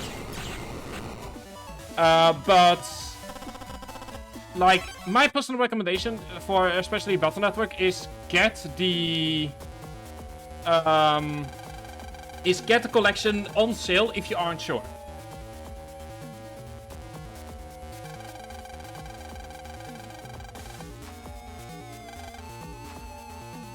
So that's sort of like the best way for me to describe that. Is like, if you already enjoy Battle Network, so if you played 1, 4, 3 or something, or 5 or 6, then I recommend it, because it's just more Battle Network, and it's definitely very polished in Battle Network. But if you've never played a Mega Man Battle Network game before, I recommend to either... what I recommend is either emulate one of the games. Like, either, if you've never played them before, either emulate first and see if it's something for you. But if you already are a fan, then I just recommend them. Like, it's a legal way to buy them in the Battle Network games. So I would say that for someone that's a fan of Star Force, that is like the only thing that I needed to know in order to buy it. And I've actually bought it both on Switch and on Steam. And Switch is for whenever I'm away from my computer and I can, you know, kind of play it in my off time in that case. But yeah, I recommend if you like, if it's not immediately needed, if you don't like, I mean, here's the honest truth. We're currently, as PC gamers, between Baldur's Gate 3 and Starfield. Like, we're currently... Starfield is currently coming out. Baldur's Gate, people are going through. Genuine answer, play those games first, then come back to Battle Network. But if you are already a fan of the series, wait for a sale, wait for, like, maybe 20% off. And, like, it is definitely worth it. I will say that. Like, for, what is it, 30 bucks, you get 3 games, and for 60 bucks, you get all 6 games. And that's every single version of them, with the exception of DS specific. So you don't get Operation Shooting Star, you don't get Double Team DS. And those are the only 2 that you... So if they came out on a Game Boy Advance, you get them, essentially. So that's sort of like my way to... It's a very long-winded way of saying, if you are a fan of the series, it's absolutely recommended. But if you've never played the games before, emulate the Game Boy Advance version first and see if it's something for you.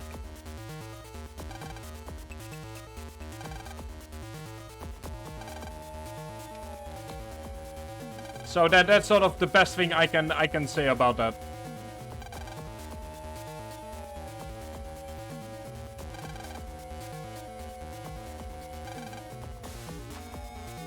Especially, like, one of the reasons that I got the game for full price is because one of the...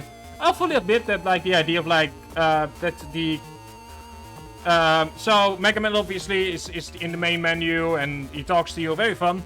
But you can turn him into Dark Mega Man in the case of, like, the second collection. And, I mean, in case you haven't noticed, he's a bit of... You know, I'm a fan. So I bought it. Well, that and to kind of, like, showcase the fact that we want more of these kinds of games, obviously. But yeah, for, what is it, in total, I believe it's like 30 bucks. Let me check, actually. Because it is going to be something that we're going to be talking about over the coming, especially once we hit the final chapter. Okay, so yeah, so for 60 bucks, which is both collections, you get, what is it, 8 games? No, wait, hang on, 10 games. You get essentially 10 games, of which 4 duplicates. I'll also say this, we're currently playing with the Buster Max mode on. This Buster Max is genuinely really helpful at moments where the game was obviously designed to kind of waste your time. Such as where we are right now.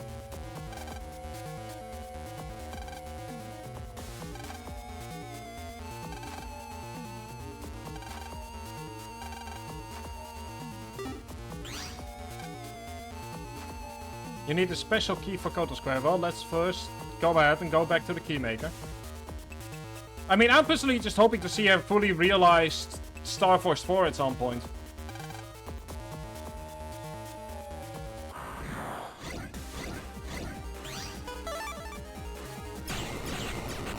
Especially with how far... It will forever sting to know how close they got to actually releasing Star Force 4. And then just never did.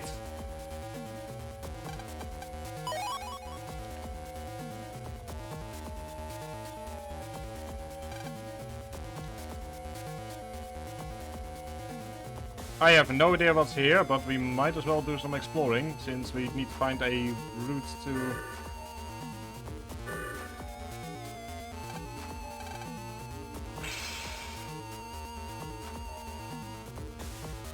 So hi Ditch! Hope you're having a lovely day so far. And yes, we've got an anonymous subscription. Someone was very kind to gift a couple of anonymous subscriptions.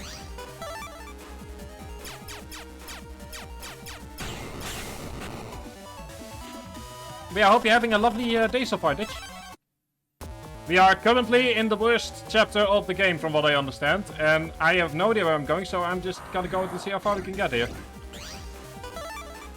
But I believe we need to go back to,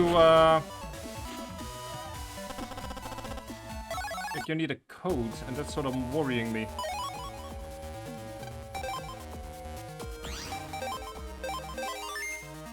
Let me see here. Where do we go from here?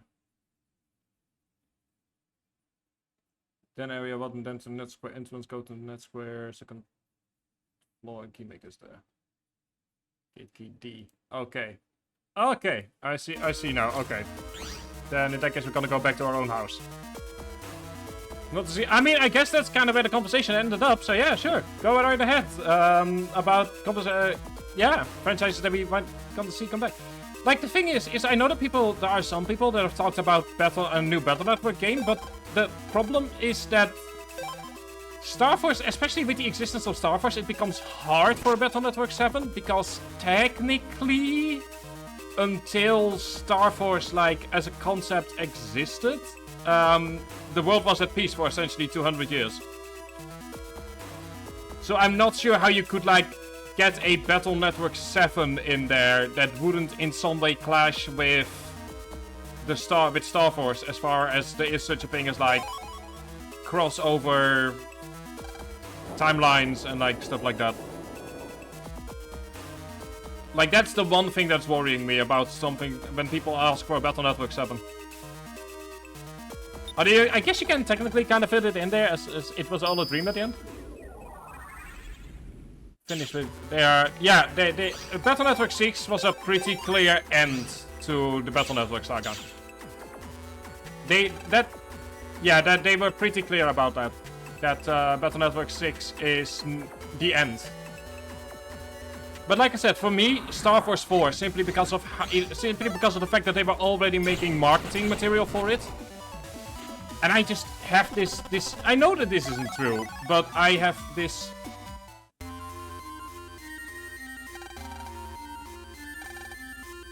hello?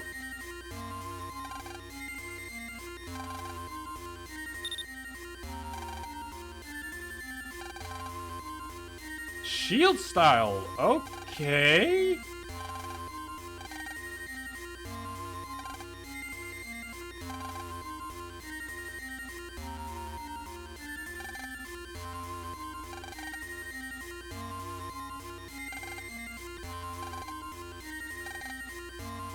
You can always change style change from the main. Oh, nice. Oh, yeah. No, they were already working on marketing material for Star Force 4. That's the thing that really pisses me off. It's like they were all ready to go for marketing, and then it just never happened because, you know, dipshit left Capcom and they just destroyed everything that had anything to do with him.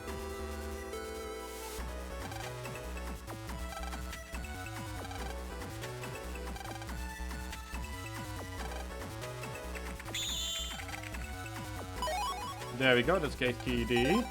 Thank you.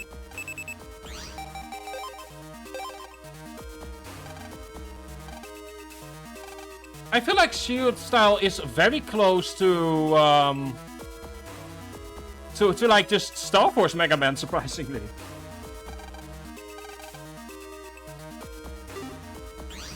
Yeah, yes, I was talking about Inafune. Who then made an absolute joke of himself in Mighty Number 9, which, So, funny story about Mighty Number 9. So, remember that there were dipshits that decided to, you know, support the Patreon. And they got, like, a t-shirt out of it. And, like, an original box that was, like, based on NES. Wouldn't it be funny if I happened to be that person that got one of those and had $100? Wouldn't that be funny? So anyway, and Inafune cheated me out of $100.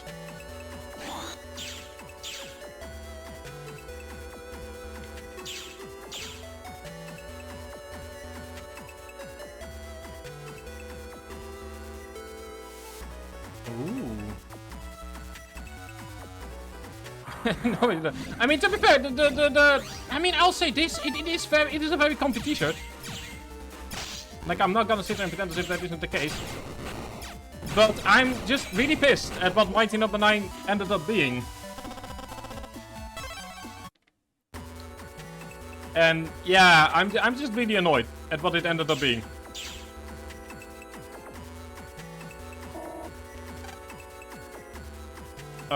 Did I just mess up? I think I messed up. Okay, 1 second. Needed to go the other way. But yeah, like, you wanna know what the best part of all of this is? Like, just... I mean, I'm obviously joking around because of that T-shirt, which I still own. I should mention that. I mean, yeah, I mean, I really love the prom night one as well, because it shows how utterly America-centric the marketing was. Because, I mean, I'm speaking as a European, but I've never had prom night. Like, I'm not certain about other Europeans, if they ever had prom night, but...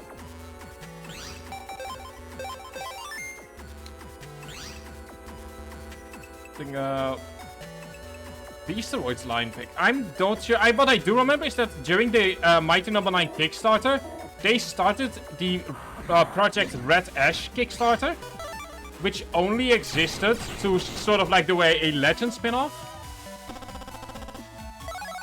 I mean, I'm not certain if it exists in other countries, it's entirely possible, but over here in the Netherlands, it's not a thing. Yeah, the thing is they were meant to, like, I believe the idea was to go ahead and create an anime for it. Like, they had, like, a sort of, like, prototype animation for it, but it just never went anywhere.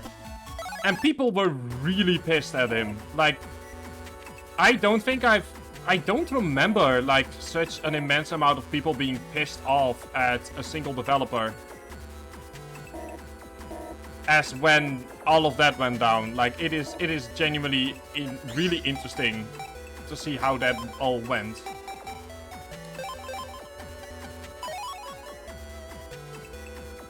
But that doesn't mean I'm not any less pissed on it. But you wanna know what the best part of all of this is? So obviously with the €100, $100 thing, you got a so you've got like a box and manual and everything. The best part about all of this, and I do mean this seriously, is that the manual didn't fit in the box. The manual was too broad for the box. And if there is anything that, like, let me put it this way, if there's anything that is exemplary for Inafune and how Mighty Number 9 went, the fact that they couldn't get the dimensions for the manual right, I think is everything that needs to be said about all of that. Like, I genuinely don't know how else to even start that. It sort of feels like the ultimate fuck you to anyone that had any hope for Mighty Number 9. I will be honest, I have no idea what Inafune does these days. But I just hope he stays far, far away from any franchises that I have a stake in.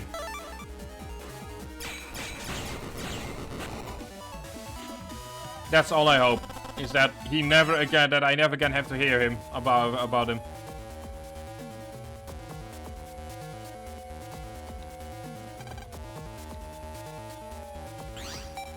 Yes, I have, as a matter of fact. And it is really interesting. What happened on Mighty Number 9 is really interesting to watch. And I recommend it to anyone that is interested in like how everything went. Like, if you kind of checked out after the Kickstarter debacle, I really recommend it because it goes a bit further in depth. So actually, here's a fun fact.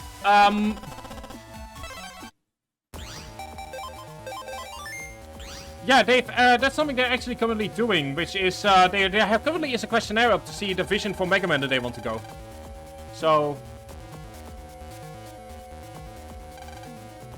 but you want to know what the best part is about the whole fiasco? So one of the Kickstarter things that you could do was get a 3DS or PlayStation Vita cartridge. Now, I personally went for Steam because, you know, I was a PC gamer at the time already. So I was like, you know, Mega Man on PC will be fun. That turned out to be the smartest decision that I made regarding that campaign, apart from making the hypothetical decision to just not spend $100 on it.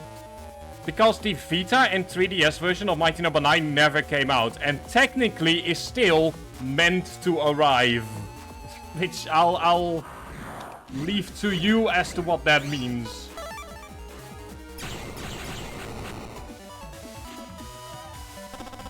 It is genuinely amazing that technically there is still now, even it's especially funny now that obviously the Nintendo 3DS lifespan has come to an end and you can no longer go to the eShop, that apparently they're technically, like in the most technical sense of the word, was still technically meant to be a game coming out, and I can absolutely see this like in 30 years that someone goes like, oh yeah, we still turned it into a 3DS game and now everyone is already have that. But they still get their stuff.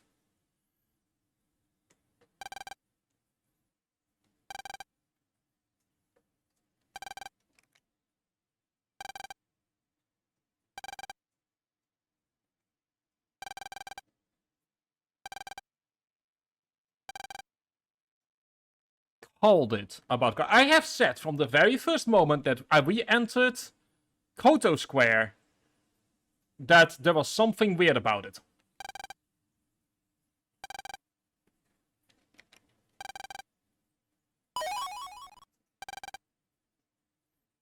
What have I got all for the Vita version? I mean, I have the Steam version. It's...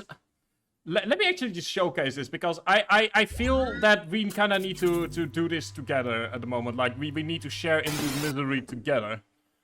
If I search for...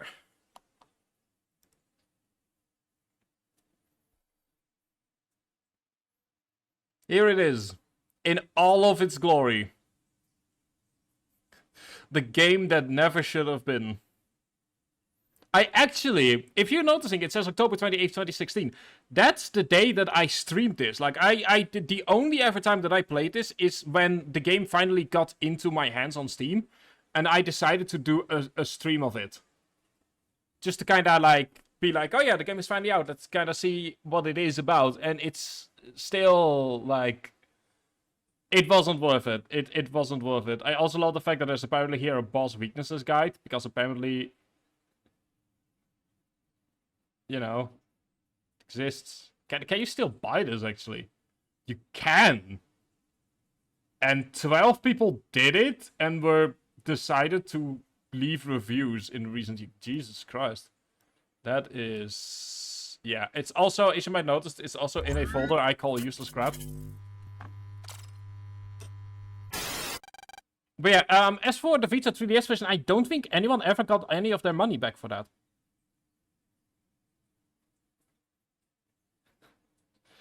I'll say this.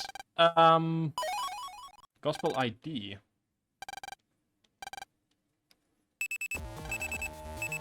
What I believe, like, it, I remember, because this was also back in the time of, like, that Sonic was still edgy, and it was really to making a run for... It was really, like, trying to, like, out-edgy Sonic.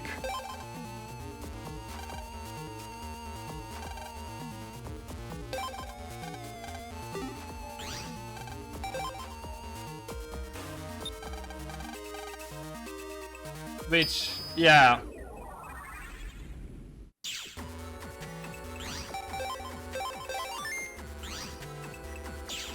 But yeah, like, it genuinely, I'm still surprised, I'm still not sure who decided to allow for that particular trailer to come out. But it, yeah. Whoever did it should be fired. And yeah, like, as for Super Best Friend plays, never seen them, I'll be honest. Nothing against them, just never... That's Jumland, that's not where I need to be. But, like, yeah, it is... This is... Square, okay, fair, close enough. But yeah, like, the Mighty Number 9 trailer is a sight to behold. There is actually as some of you know, the elections are currently going on in my country, and I was actually reminded of an old political trailer that needs to be seen to be believed. And you know what, after we're done with, like, the Summer of Mega Man, after we're done with this stream, I'll just kinda, as an end thing, just kinda show that trailer. You don't need to understand Dutch for it. All you need to know is that someone was either very proud of that trailer, or they just really wanted to do a piss take on someone. That's all I can say for sure. I'll show it off at the end of the stream in either way. But like, actually, let me just showcase at the end of this stream both the Mighty Number 9 trailer and the Political Science trailer, because it is like, you don't need to understand Dutch in order to appreciate the craftsmanship that went into that particular trailer. But yeah, like, speaking of people that, like, kinda ended, like, I was talking about the 3DS earlier, and if you know the channel of the Completionist, he actually bought, over the span of a few months, every single currently, or at the time, currently available Nintendo 3DS game, or that was on the eShop, which I believe was like 24 gigabyte or something like that. Like, it was surprisingly tiny, or a bit over half a terabyte, I believe. I'm not sure. But for some reason, because I hadn't watched the Completionist in years when I saw that video, and I was just reminded of the fact that in the early days, Gerard had, like, another person with him, which I don't remember what his name was, but there apparently was such an immensely bad beef between the two of them that he actually started an entirely new series called New Game Plus, where he would redo every single game that he had done before the split between him and the person he knew. Simply because of how bad it had gotten, which is just really, it's just a shame, to be honest.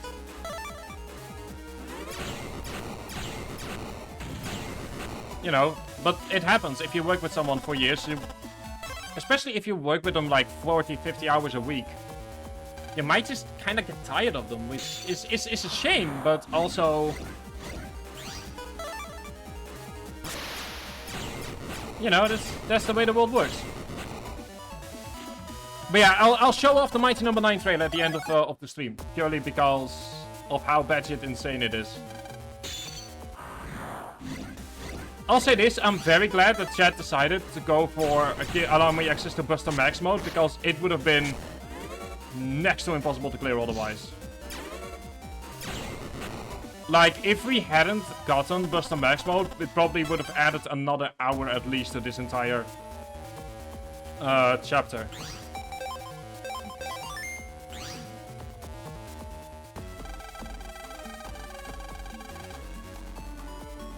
Yeah, I can see how that can be really annoying. Also, ooh, that's not what I expected Friesman to look like at all. Holy shit, that's a really interesting design.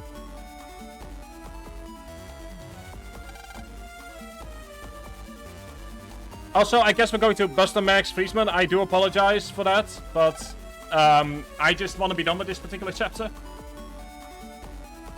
But it is, I will say this, Friesman is a really, really interesting design. It is. Yeah, that's just, so be it. Like, that's just kind of the way we roll at this point. I will say this, it took Battle Network 2 longer for me to activate Buster Max mode compared to Battle Network 1.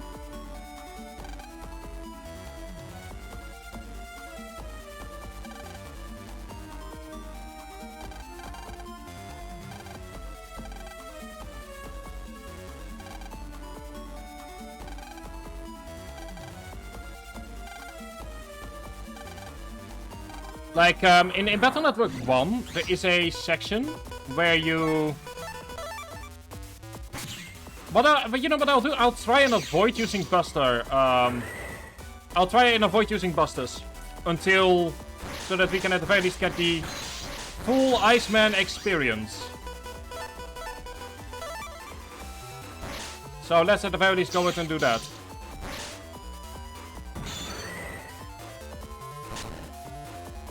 But yeah, so in Battle Network 1 there's a section where you need 76, we need 76 battle chips. And that part just kind of broke me, if I'm perfectly honest. Like, that part broke me, and I was like, you know, I can sit here and grind for multiple hours. Or I can activate Buster Max mode and we're gonna go ahead and take a trip down the Undernet.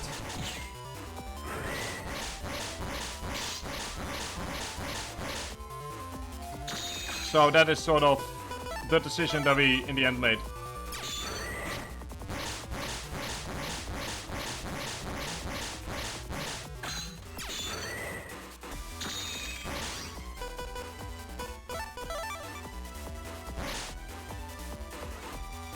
But yeah, this is, I could obviously kill him immediately, but where's the fun in that? You know, might as well go and take a look at the attacks that he has. Alright, we've taken a look at the attacks he has. We are getting close to dying, so let's, Ow. There you go. Also, busting level 1, which...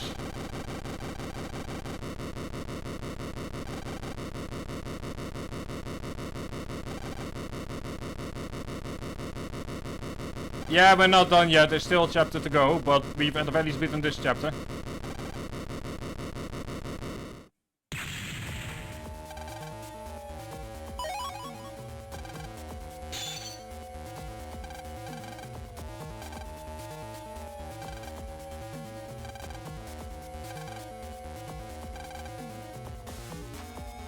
Oh, hey, look at that. It's the Keymaster, which... Like, I'm not sure if it's a reference to the Matrix, or if, like, this game was already in development, or...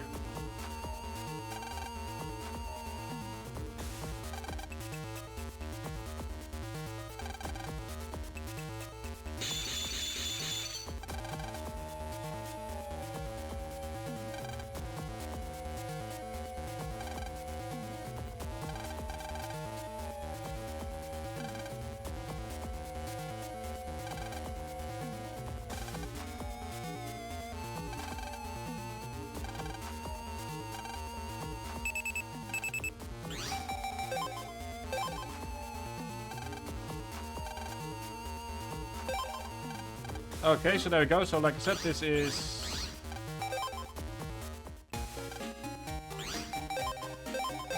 I love the fact that we were just in our bedroom the entire time when we, or when we, most of the time when we were doing this.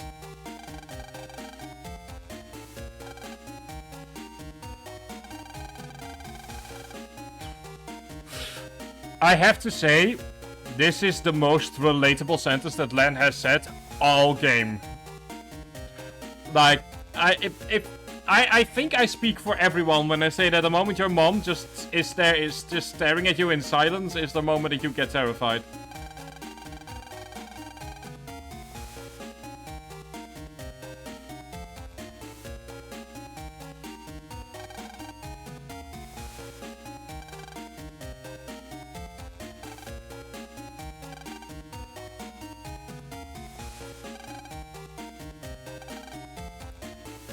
Welcome home, honey. I see you were already in your bedroom, but we would still very much like to welcome you home.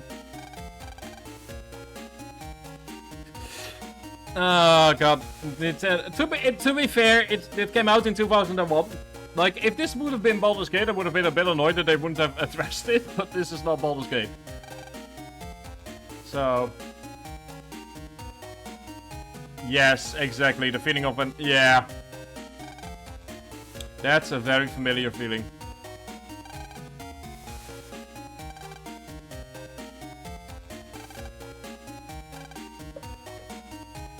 Yes, let's go ahead and take a rest.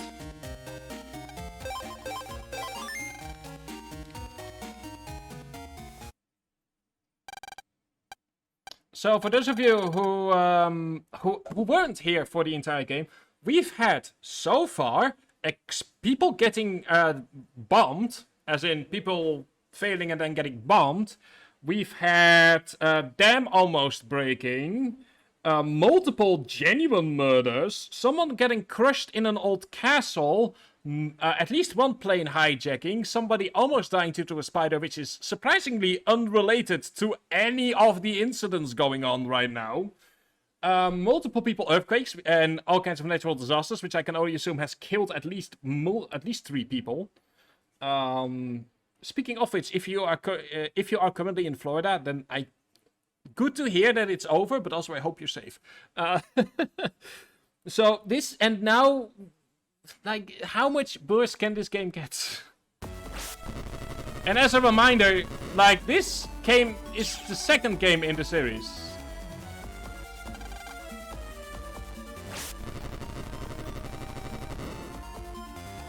Like, they kinda scaled up the danger level compared to Battle Network 1.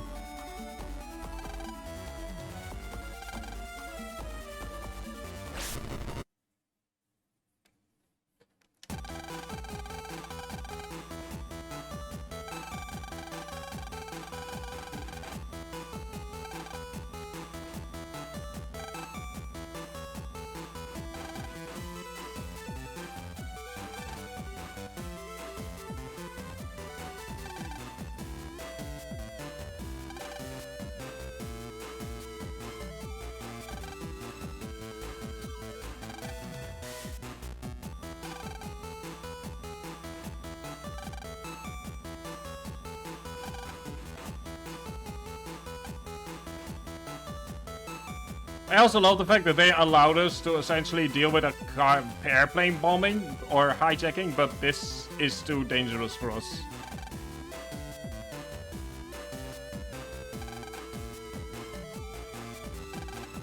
I will never understand how people in this universe dictate what the danger level of any given situation is.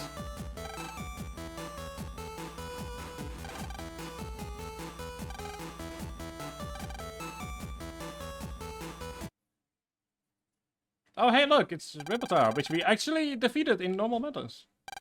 In a normal way. Yay!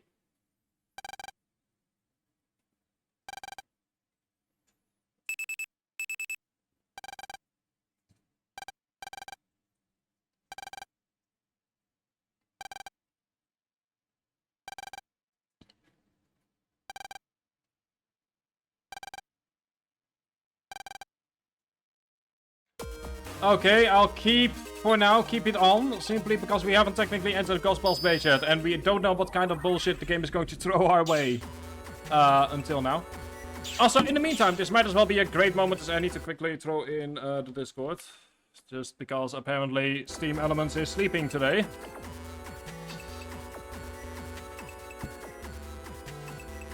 Apparently Stream Elements is sleeping, so I'm gonna have to do this personally. Anyway, let's go and go back to Kotobuki Square. By taking the long route. Hey!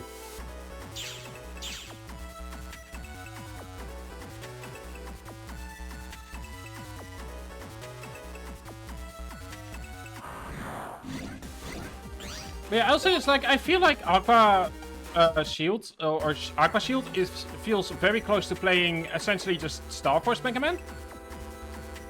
Which, now that I'm saying it out loud, like, is it, here's an interesting idea. Is it possible that, like, the design philosophy for Star Force was partially based on Shield Soul? Like, I don't know. Like, is it possible that they looked at you know, at Shield Soul and went like, yeah, that's a great idea for to base the game around, which that is the one thing that is really that I'm noticing is I'm so much better at Star Force than I am at Battle Network. Like, for some reason, only having to deal with one axis just makes the entire game that much easier. And I can't explain why, I just know that it does. Oh, we could have just used... Oh, I'm an idiot. We could have just... Okay, never mind. I'm a derp. There is actually a way there. still hear voices somewhere.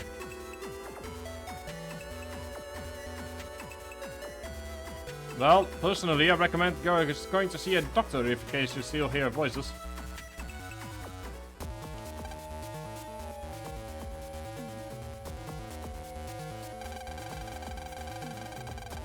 It's easy to be fair. That is fair. There isn't anything here, yet you are standing here, which implies to me that there is something here.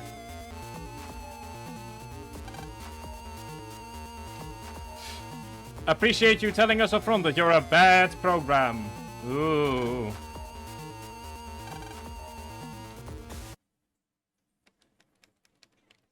Oh.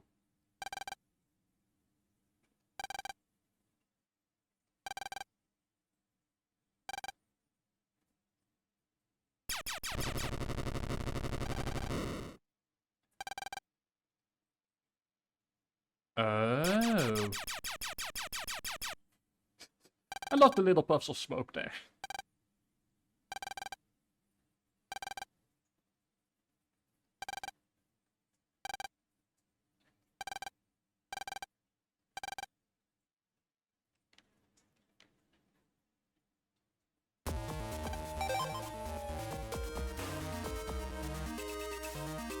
To be fair, the shortcut, I believe that's also the only shortcut that is activated if you only do the main story in the game. So I at the very least, like, yeah, it's fair that you might not know about it. Still feels a bit weird, but I can like see the argument. You know what? Let's go to test out our. Yeah, sure, why not? Just for funsies.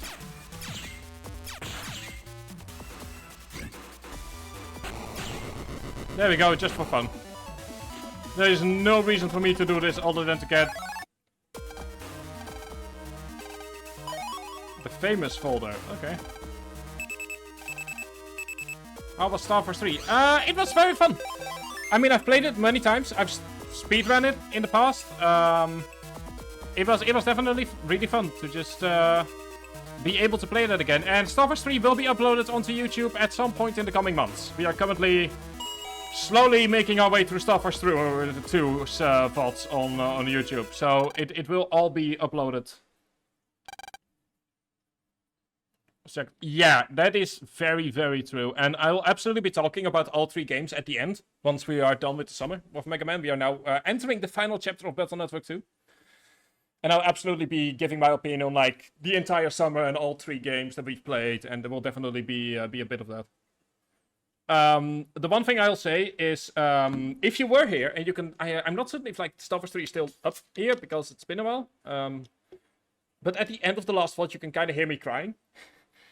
And that was by far the most unexpected thing to happen. Well, I wasn't expecting the game to still have such a resonance with me after all these years, but it did, and it was genuinely amazing.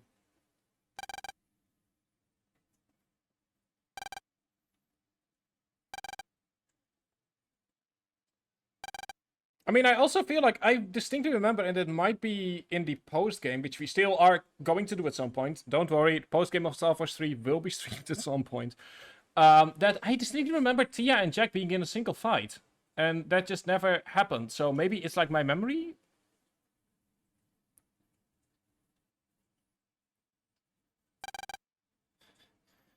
So, like, it's like, I'm maybe they do that, like, maybe there's like a double battle in the post-game. But I distinctly remember Jack and Tia being like a double battle. But that might just be memories kind of like morphing into a single thing. Although I will say this, like you're saying that, Reen, but I do have a theory about that. But I'll say that after while we are casually making our way through Gospel. So I'll remind me to get back to that.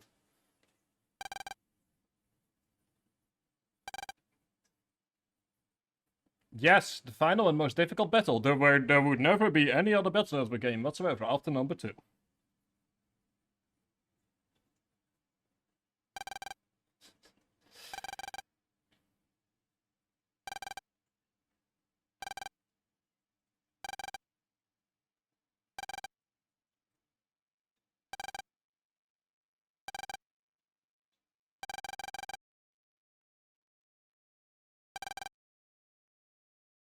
Ooh.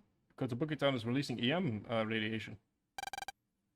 Which is good, because this essentially puts the... It's so weird. Like, I know that EM radiation is a real thing, but like the fact that it... like the fact that they mentioned this in Battle Network does make the entirety of Star Wars, like, kind of like be grounded within the game's reality.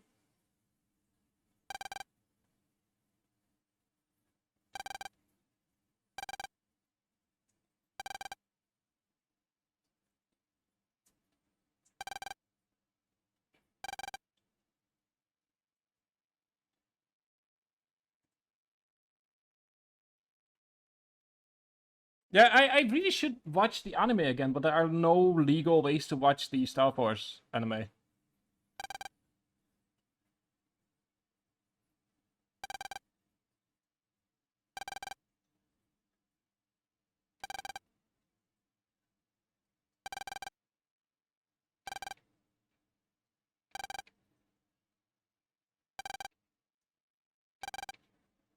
Special shielded mag suit. Ooh. I don't know, like for some reason I'm immediately reminded of like Chernobyl and the moment that they try to fly into the reactor core. And they're essentially told, like, I'm not sure how many of you have seen Chernobyl, which is like not at all what you expect on a Mega Man stream. But like, there is I believe it's like the first episode, which is surprisingly interesting, called 1, 2, 3, 4, 5, which is the moment the reactor core exploded. And they are like two of the main characters are in a helicopter flying towards the Chernobyl reactor, and they're I believe it's Dr. Legasov. Is it? I'm trying to remember who Legasov is, but like one of them tries to force the helicopter into like right above the radiation, and the first thing that the scientist says is, "If you go over there, you will die. Like we will all die right now if you go over there." And I don't know, but that scene is suddenly hitting myself as I'm reading all of this.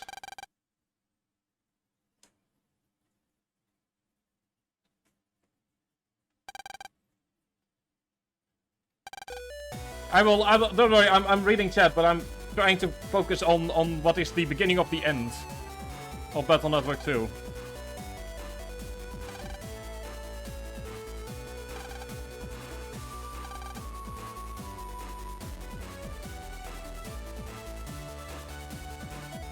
So, you know what? I'm not gonna say it. I'm not gonna say it. It's an X reference. I'm not mentioning it. No, I'm not mentioning it. It's an inverse. I want to say it's an inverse of Zero. Is what am I fighting for? Thing.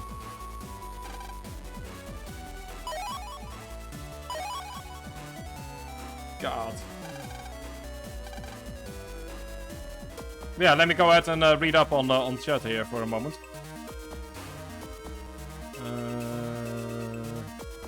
Like Protoman enemies. There we go. Safety violation was house safety. Safety violation. I mean, to be fair, every Mega Man game has a bunch of safety violations. Like even look at that. Like Len just now casually, you know, stopped an airplane from crashing and was allowed into the cockpit. The entire scenario is especially awkward if you know.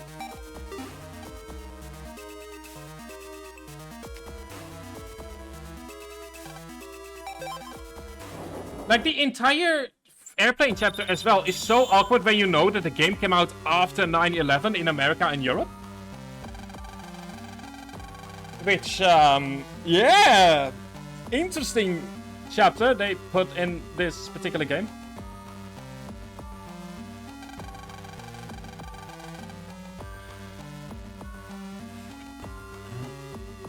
I think that the problem, Reen, with regards to Pat, is that Pat was someone that connected with Gio on a deeper level.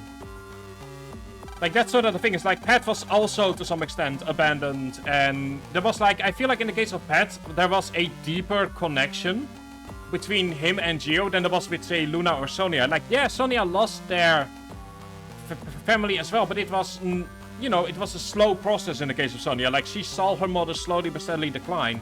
Whereas with Gio, it was suddenly his father was there, and then he just wasn't anymore. And I think that's why the betrayal hits so much harder. Like, if it's someone that you connect with on a more spiritual level, and you open yourself up to that, then the betrayal will be harder, even if you don't know them as much.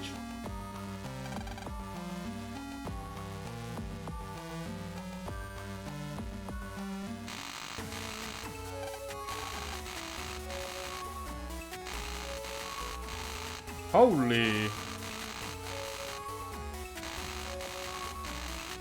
Interesting design.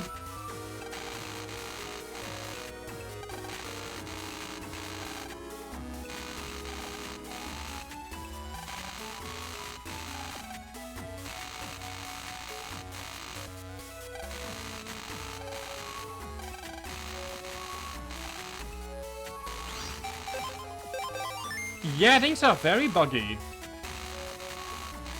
But yeah, like, as for Jack, because I said that I would... I will say that I would... I will keep... So I will keep Buster Max mode on, simply because we kind of need to finish this game today. But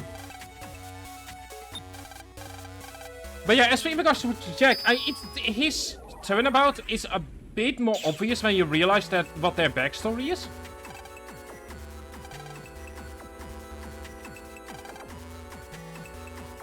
Which is that Jack never had friends, and you were constantly pestering him in that regard as Geo. Like, essentially, Jack was the Geo of the first game, is what I'm essentially saying.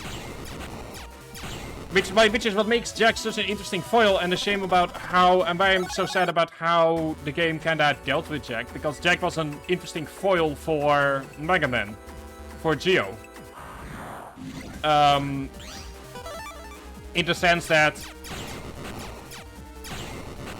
you know, he was essentially Geo from the first game. And so when you and your friends decided to pester him in the same way that like Luna had been pestering Geo for the course of the first game, like, he starts feeling feelings that he hasn't had before, which is feelings of like actual people giving a shit about him and caring about him. And that is where the heel turn is coming from. It's essentially the entirety of Geo's arc throughout the first two games in about 3/4 of a game. That's why it might feel a bit rushed, and also why it might feel a bit like heel turn. Like, a lot of it is happening in the background. A lot of it is happening while we are busy with other things. There is the implication that when we are searching for Luna on the beach, that he is having these doubts, that Jack is going through the same process that took Geo an entire game to get through. And that is where his heel turn is coming from. Like, he's essentially... Now that... Essentially, he's been given certain emotions that allow him to enter puberty, for all intents and purposes. Like, he's full of hormones. He's just now had people actually give a shit about him for the first time, and he doesn't know how to deal with it. Especially because Luna has a habit of love bombing everyone that she comes across, which is genuinely a really interesting way of like looking into Luna's psychology and like how she's probably a batshit insane person.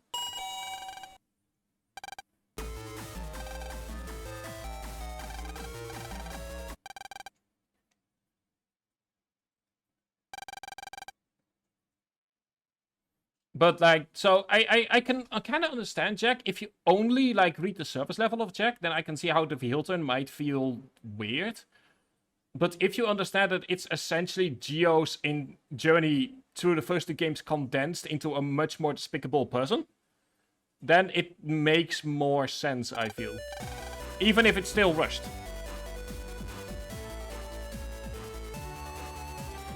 I do feel that Luna, in that regard, is, like... I have opinions on Luna, and they aren't positive in the slightest. Because I have had to deal with people like Luna in my life, and people don't react the way that Geo does, in regards to Luna especially.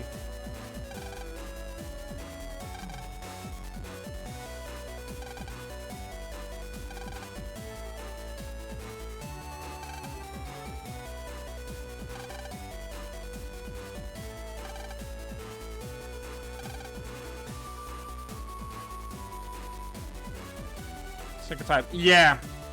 Like I said, the other reason is like it's also hormones and puberty, but that's a weak excuse.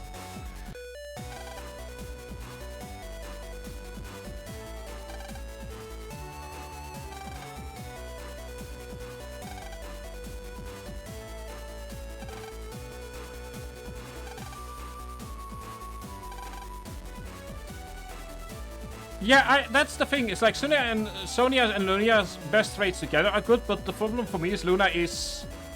If you've never had a person like that in your own life, then you might not understand why Luna is genuinely by far the most toxic person in the entirety of Star Wars. And maybe the best argument that Rogue has a point in everything that he says.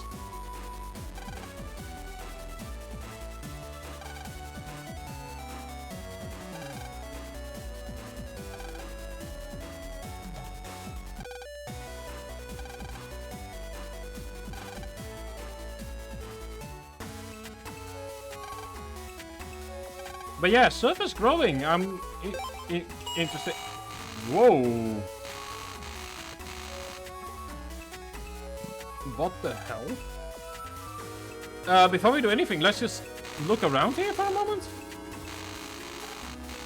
What due to radiation? Question, how did nobody ever question the weird apartment building with all of the servers? Yeah, the thing, like I said, the thing with Luna is that if you have never dealt with someone like that in your real life, then you might not understand why she's the most toxic person in Star Wars.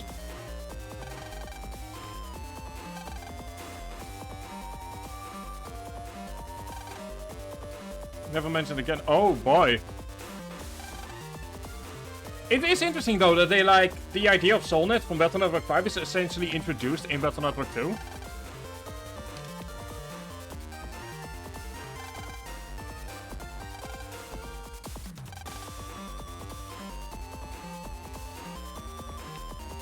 What the hell? What the hell is this? Apartment server 1. Yeah, we are gonna keep Buster Max on simply for gravity's sake.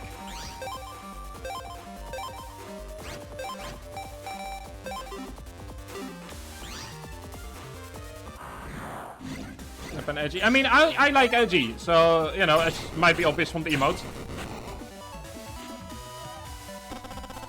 Only, yeah, that's if like I said, if you like, that's why I said like if you've never dealt with someone like Luna in your life, it might be more like oh haha funny. Blown to the wrong address. I'm sorry, the wrong address.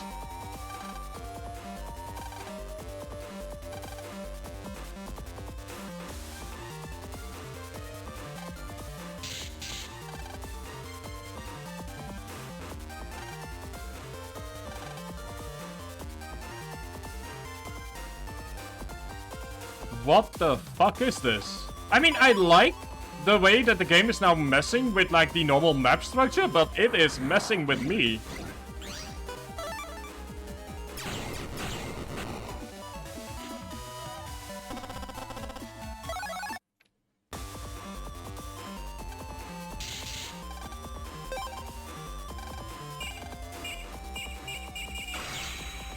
Whoa, okay.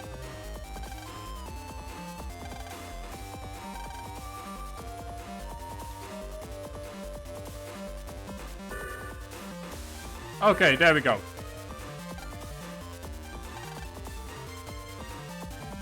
So this is where we were meant to go, I guess. Now in apartment complex 2. I have no idea what I'm doing here, but yeah, well, let's just run around, see where we end up.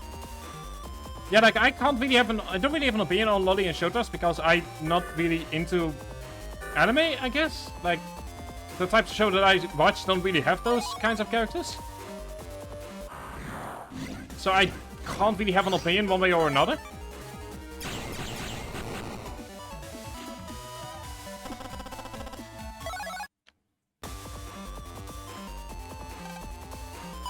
Up 3,000 centis, thank you very much. So yeah, I don't really have an opinion one way or another in that regard. But yeah, like as for the one thing I do have an opinion on is the Mega Man anime, which I watched at times.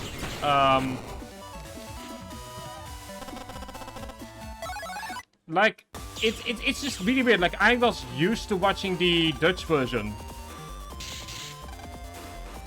so for me, like for a lot of people that especially play the collection, it's like, oh wow, Mega Man from my youth, and I'm like, I don't know this voice. This is not the Mega Man I grew up with.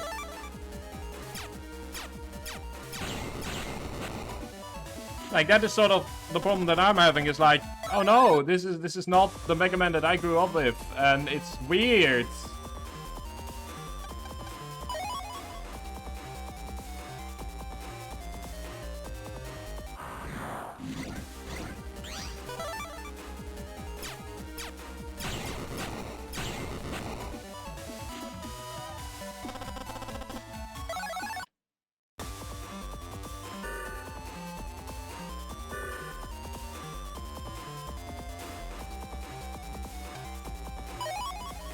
That's easy. That's not what we need.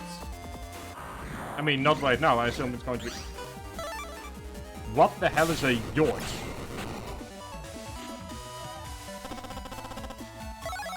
It's a yo-yo. Oh, right. Okay.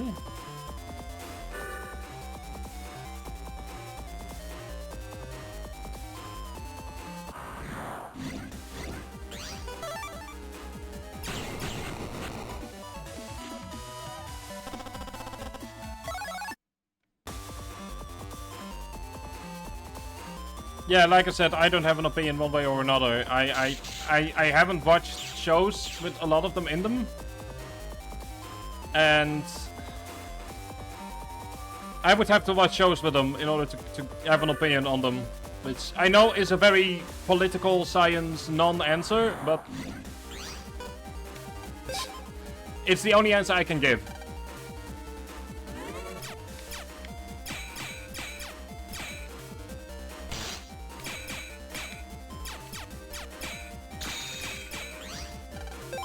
Like I said, you know, it's a very non-answer answer, but yeah, it's the only answer I can give. It's like,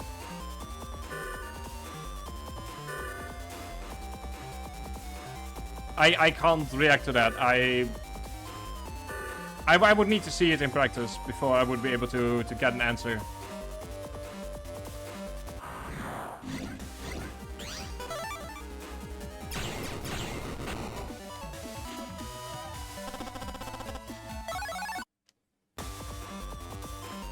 But yeah, in the meantime, I'm, I guess, trying to fight my way through the... I'm not even sure what I'm doing currently. 2, 5, 3. Oh boy, I have no idea what I'm doing right now. 2, 4, 3. We currently have...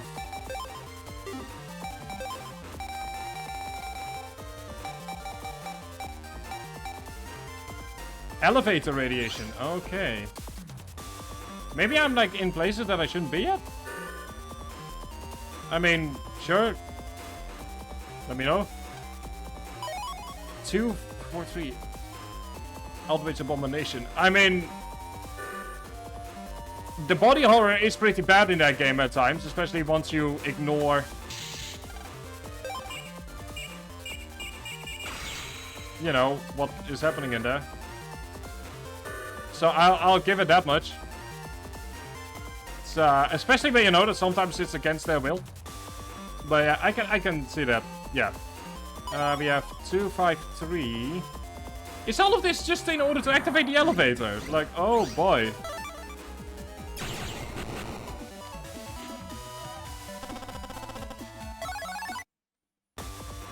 Should be. Yeah, I'll agree with that one. Like, Omegas is the kind of friend... It's not the kind of friend that you want, it's the kind of friend that you need. You know, it's the kind of person that just sometimes just tells you the truth.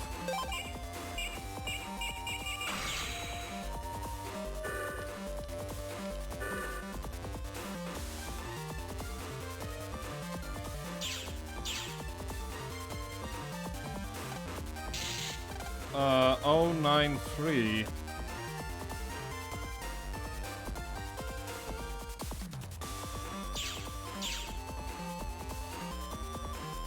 To be present. I mean, I feel like Omega Sis is definitely still loving. I mean, he can be a bit gruff and sometimes just kind of leaves Geo alone, but he does sometimes deserve it.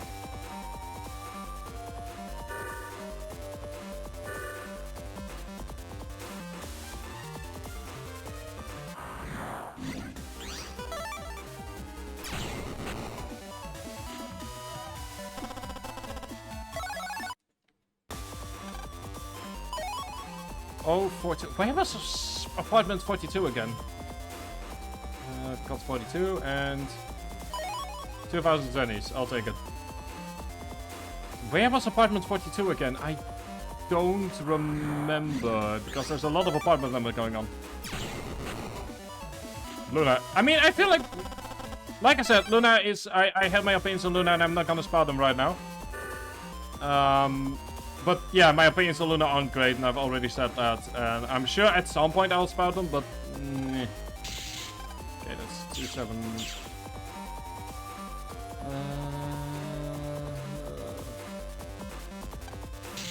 That's 29093. I remember seeing 42 at some point.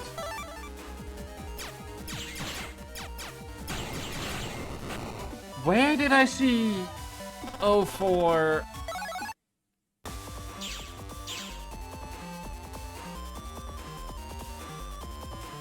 Where do I remember seeing 042? I am trying to remember where I saw 042, and I can't.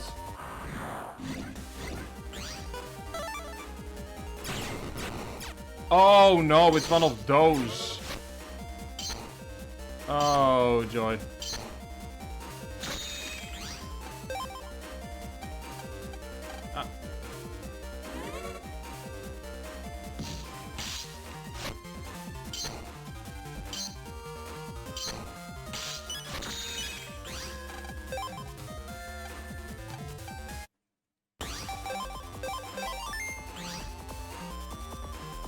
But I mean, I feel like Star Wars in general has more of a story because it was designed story first and not mechanics first. I feel like Battle Network was designed mechanics first and not necessarily story first, which isn't a bad thing, but it's, you know, it's a different philosophy essentially.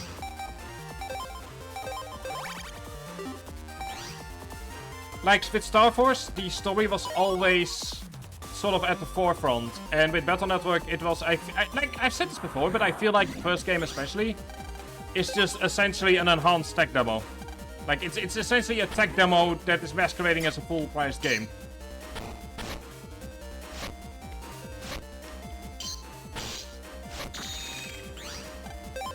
Which I know isn't everyone's favorite opinion, but that's my opinion of it.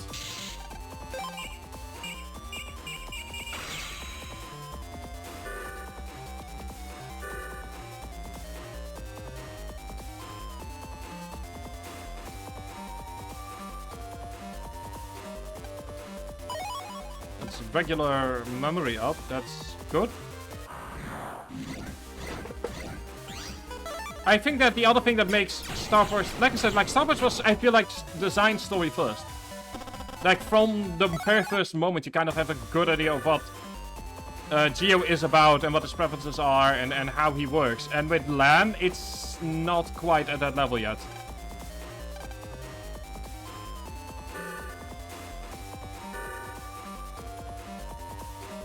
So, I mean, to be fair, dude, no, not yet. You should be saying that in this environment. No, yeah, I mean, I think my opinion on Rook is pretty clear, based on, you know, the emotes and everything. So, yeah, I'm gonna fundamentally disagree with you there. In the meantime, I'm trying to figure out.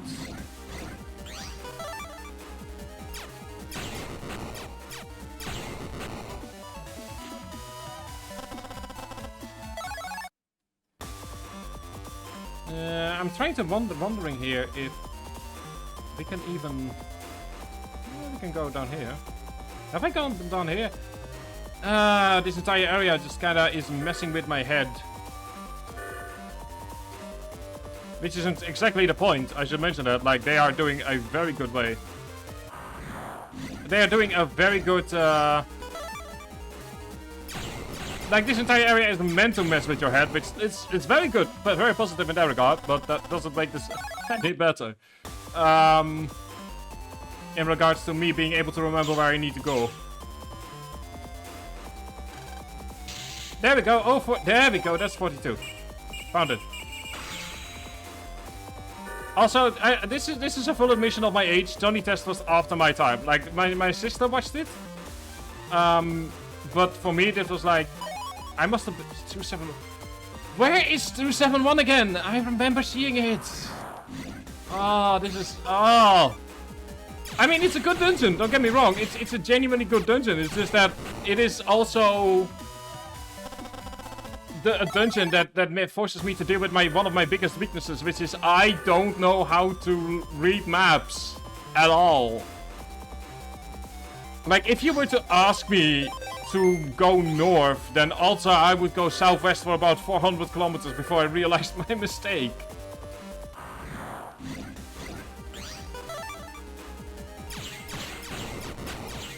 Ah, yeah, no, I can see, yeah.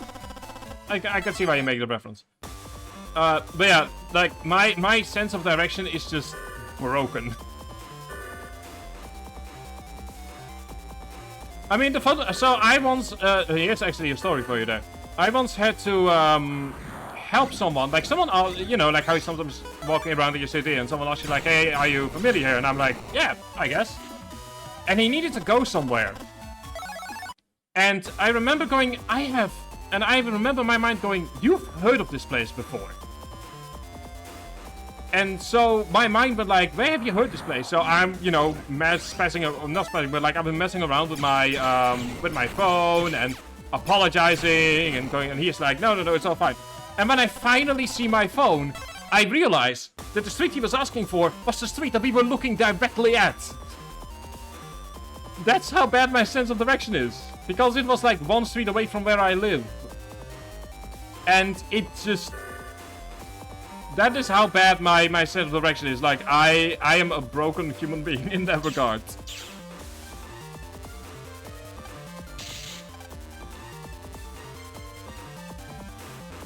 Have I been here before? Not sure. I believe you are too... Okay, there we go. But, yeah. I mean, I feel like in America it's harder as well because you have to deal with like roads and stuff, and it's like all straight lines. But whereas in Europe, it's stuff like, oh yeah, go to the church. But if like, it's like, I once had to give these directions where it was like, you go 200 meters straight until you reach the church. But if you reach the Jewish synagogue, you know you've gone too far in one direction. If you see the Protestant church, you know you've gone too far in the other direction. It needs to be a Catholic church. You need to look, like, where you see the Catholic church, you go straight forward, and then you go, like, left at the warehouse, but not the warehouse that's 5 stories. You need to go to the 3-story warehouse. Like, European cities are great for giving directions. And yeah, that's absolutely true. Star Fox has very distinct backgrounds. Yeah, that, like, I'll probably never learn it. But you know, we all have our weaknesses, and this is one of mine. And I'll fully admit that. I don't know how to do directions. But yeah, as for in regards to... I feel like the problem, especially with directions in Battle Network, was a lot worse in the first game. Because it was just a massive maze. Which is even more often, like with Battle Network 2, at the very least, my mind can go like, oh yeah, you go right at like the first big intersection. Then you go straight until you reach a certain point. Then you move into area 2. Then you move right at the moment that you hit the next intersection. But if you see an intersection that also tells you of a bug trader, you know you've gone too far, so you need to go left before that. Like, that's how my mind works in Battle Network 2. In Battle Network 1, I just gave up and went, okay, time to look at a map.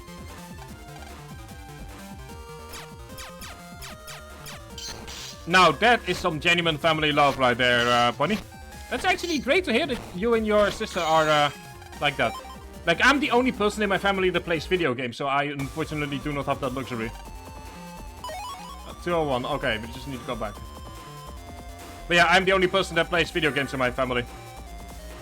So, I do not have that luxury, unfortunately. It's a shame, but, you know, so be it.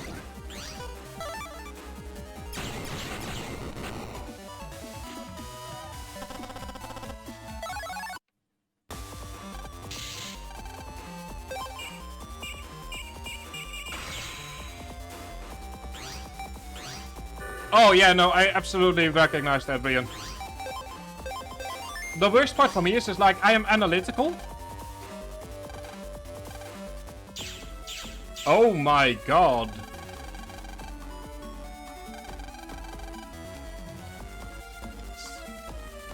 Oh, I recognize that. Like, when Baldur's Gate came out, I played the game for like 12 hours straight. It is, yeah.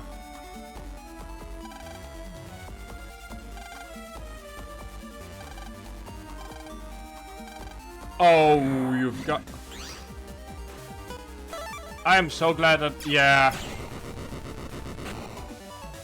Son of a god... Oh, Jesus. I mean, the only games that I put a lot of hours into is Star Wars. Or not Star Wars, Final Fantasy XIV and any of the Paradox Interactive games. Those are like the only games that I have a lot of hours into. I am very glad that I currently have Max Buster mode on, because otherwise I would be here for a long time.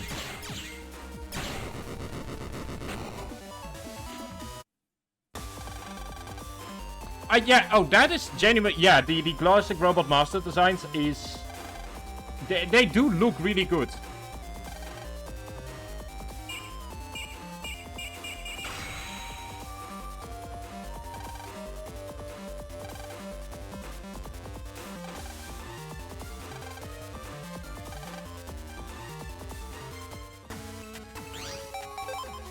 Yeah, that's kind of the thing. It's like, I have a very technical brain as well, but my brain is mostly technical in the social sciences category. So, what I mean by that is that if you ask me to do anything with regards to the natural sciences, my brain just breaks. But if you ask me to do anything with regards to... What the hell? If you ask me to do anything with regards to social sciences, like history or political science, then my brain immediately gets it. But if you ask me to do something like calculate certain numbers in mathematics, my brain just breaks. But if you ask me like, hey, here are 5 separate events that have nothing to do with each other, I'm like, no, hang on, it absolutely has stuff to do with each other. You're just not seeing it. Oh, this is what we read before. Okay.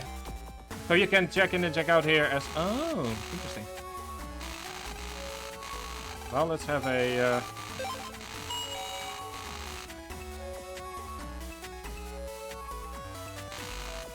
It's understandable. Yeah, that is...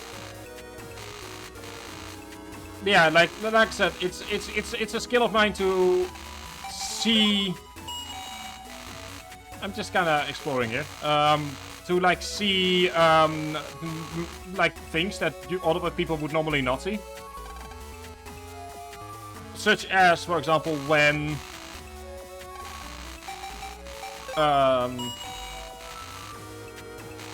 like a very simple example of this, and I was actually thinking about this earlier.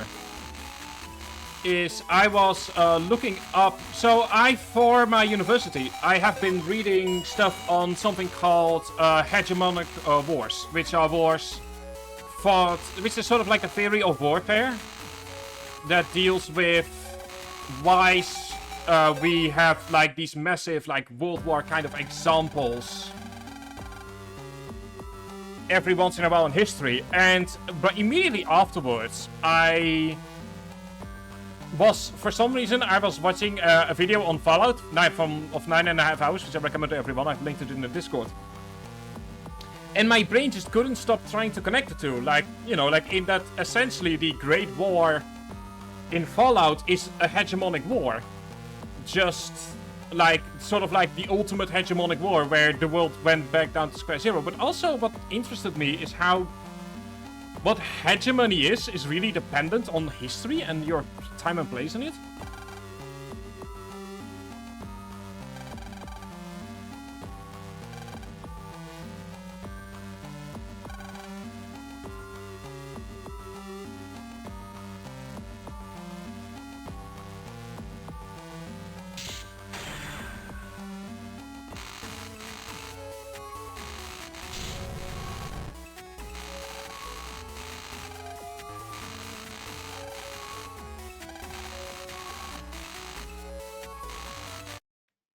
Oh, hello.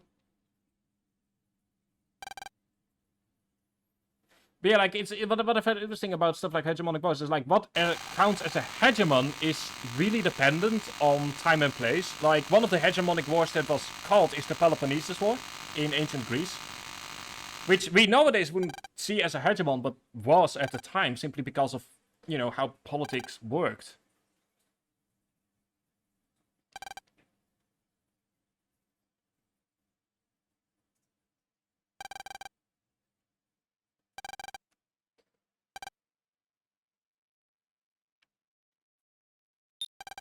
Something about the silence in here is making me really terrified.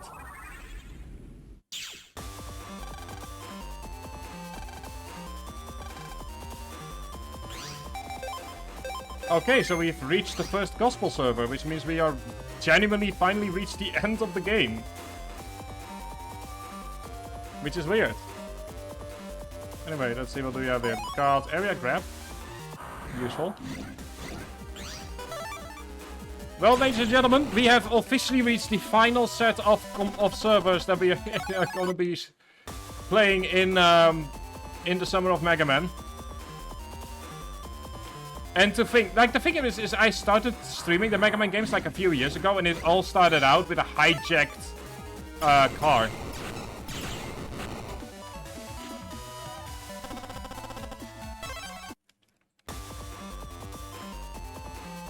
I mean, sure, just let me know what happened to him. I mean, I can make a guess, but... Sure.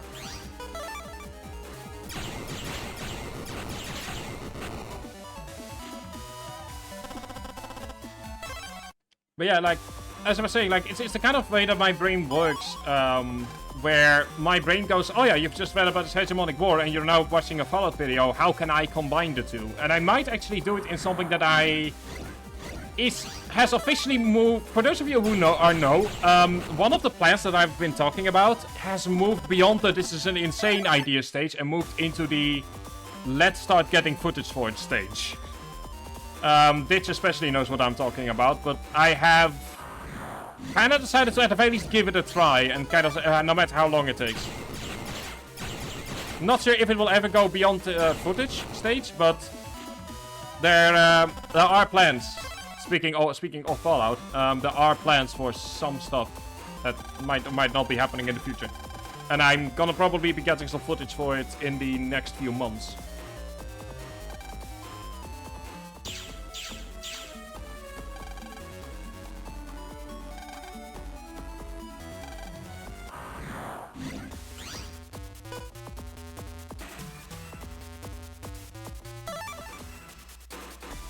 No, sorry, I mean that, yeah. Kinda makes sense.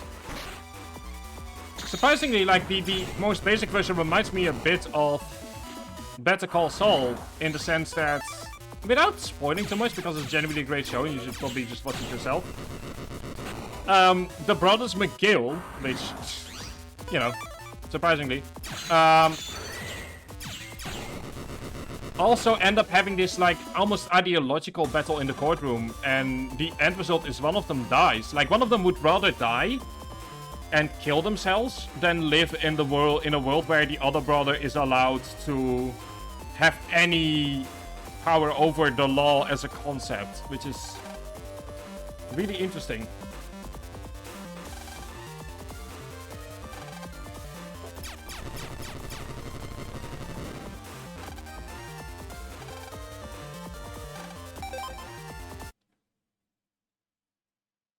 There is something so terrifying about... I'm gonna talk about sound design for a moment. It's really interesting how the lack of sound can really make an entire scene that much more terrifying when normally there is a lot of sound happening.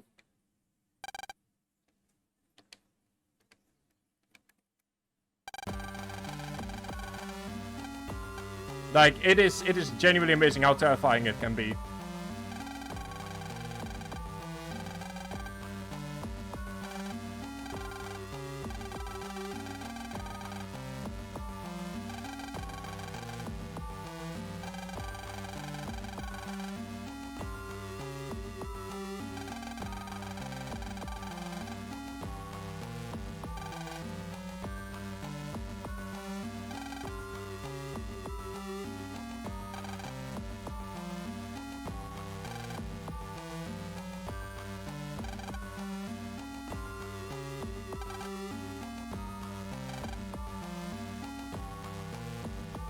God, this entire sentence feels like this sentence is Persona, you know, like distilled into a single sentence right here.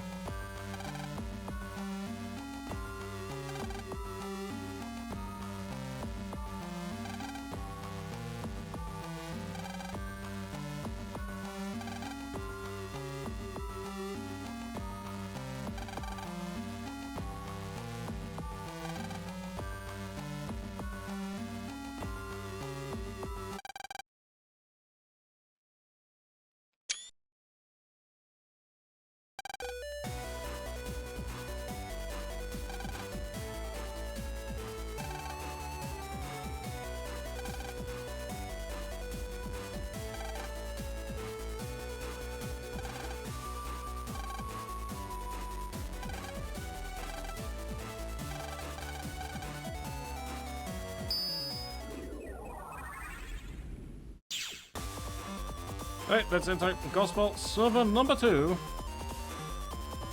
I will say I like this chapter more from a... Ooh. Oh no. This really is the final Gospel server.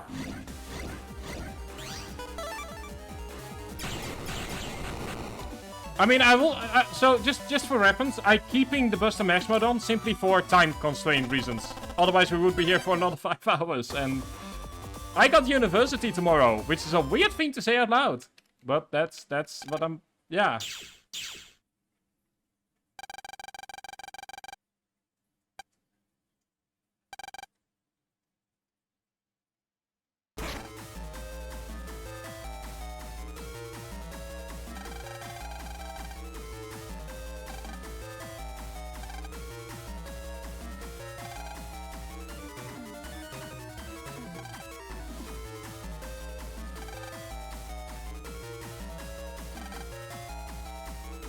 It's really interesting to see like how much Bangaman or Battle Network 2 just kind of like lays the groundwork for later things in the series.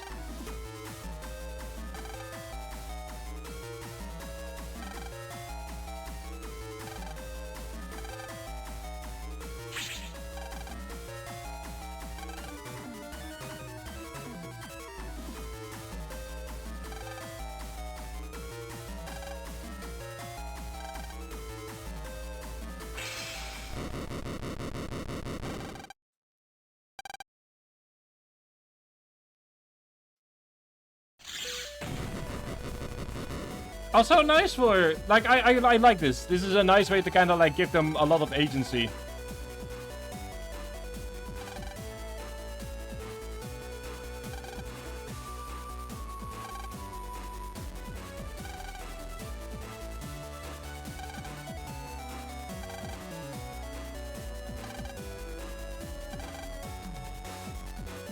I don't think I could have taken a triple battle without the ability to save.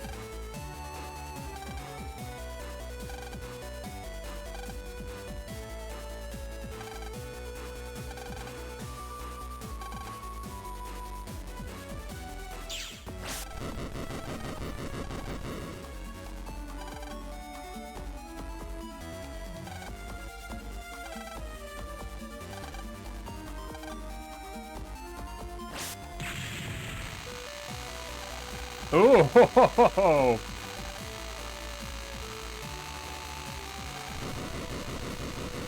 I am really liking this cutscene.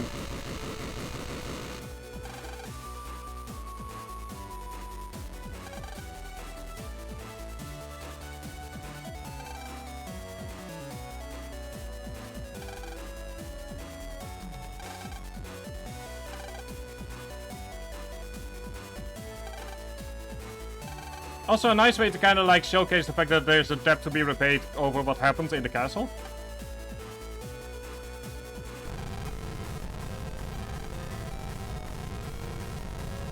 It's a nice way to kind of like bring it all together. Even if a bit, you know, a bit sappy.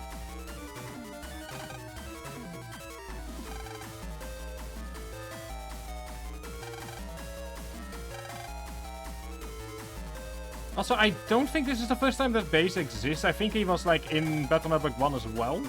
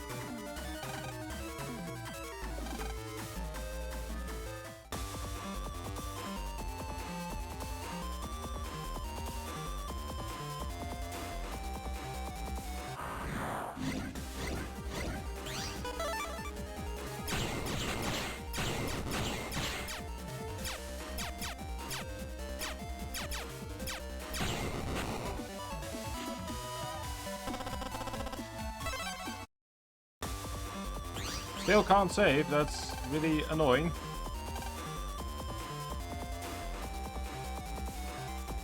Well, there we go. I mean, I believe that he was in the first game as well as like a super secret boss. Like, I think.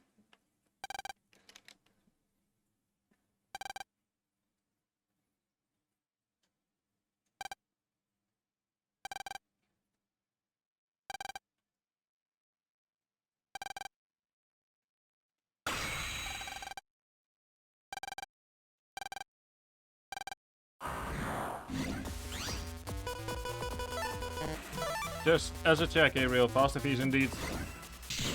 He is not invincible!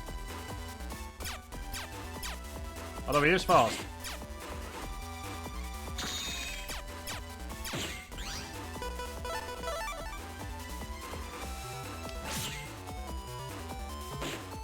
Something feels off, like... Never mind. Kinda wanna say, like, something feels off. Nope, never mind. Ah, it's the dude from the airplane! I knew there was something fishy about him.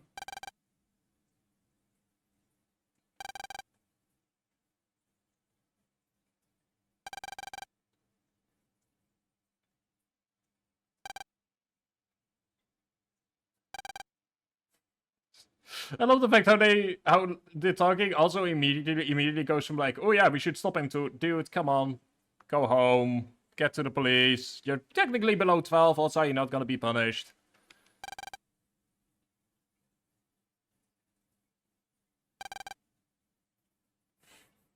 You know, like, come on, dude.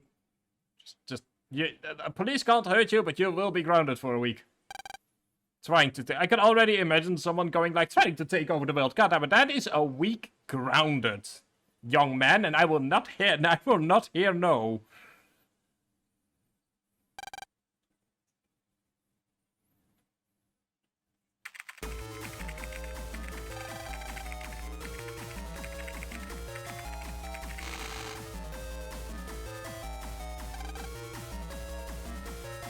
Yeah, exactly.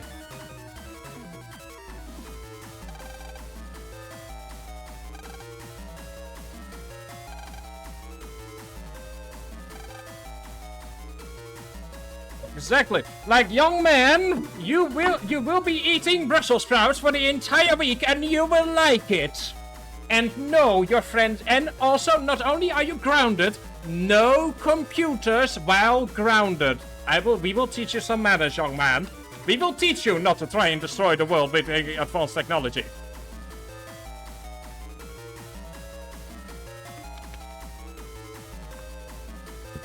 It's just, God, I all of a sudden can't take this seriously anymore.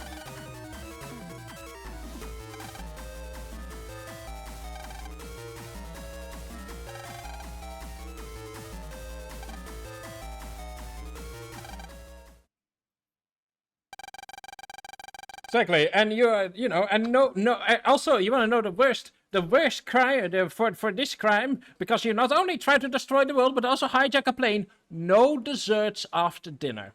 That will teach him. That will teach him not to try and hijack planes. See, you really need to scold your child when they try to hijack a plane, because otherwise they're just gonna do it again.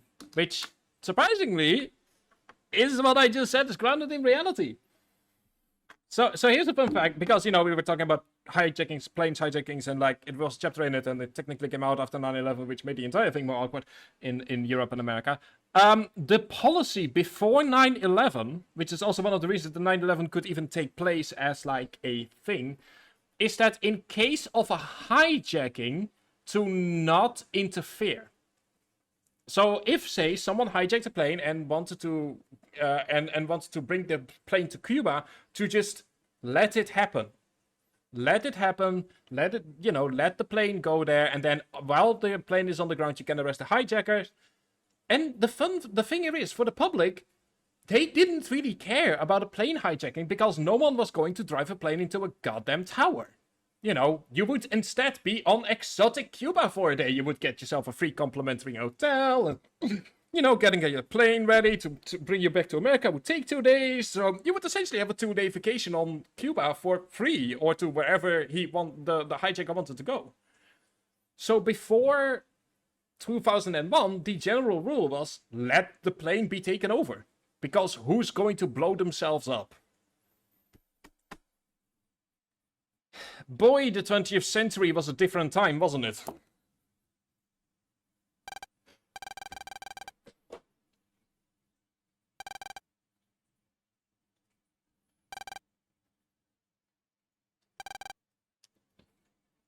So, yeah, like, that's not to say that people weren't scared shitless in hijacking. It's just that if you feel like why, especially movies of the 90s, take hijacking so blasé, and why it was just a plot point, it's because no one had ever done something like 9/11 before. And as a result, people were just kind of like, yeah, just give them what they want. They're going to land somewhere at some point, and we get a free vacation out of it for a few days, and the hijacker is getting, you know, arrested anyway, one way or another.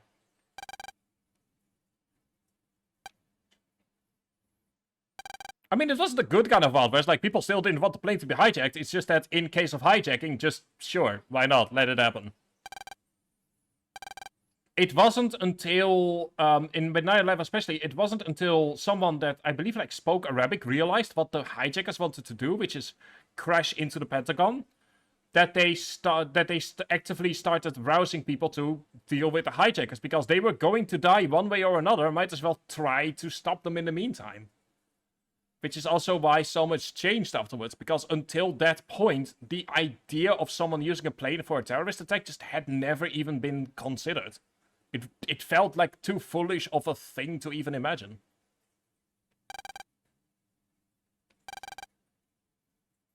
Anyway, let's go back to Happy Happy Kids game. Boy, that suddenly turned the mood into a different kind of atmosphere. But that's just the way that my brain works. I can't help it.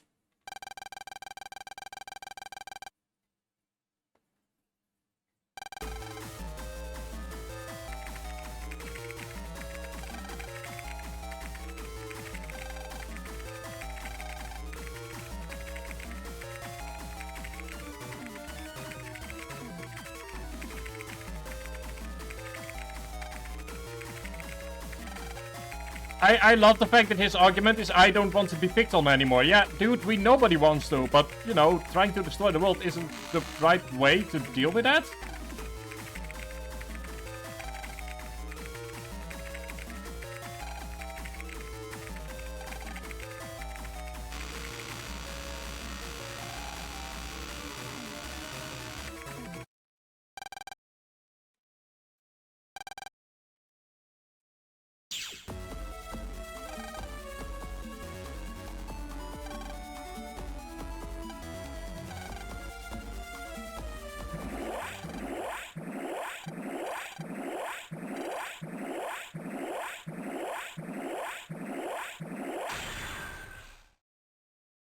What the fuck is that?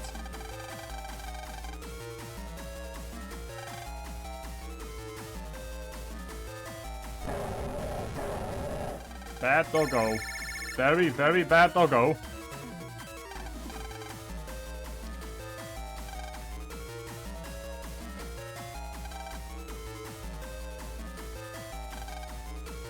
Super multi-bug organism. Oh.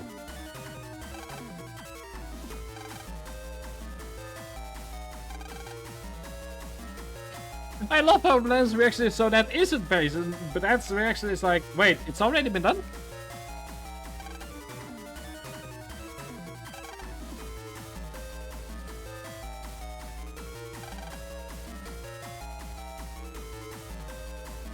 I think it is.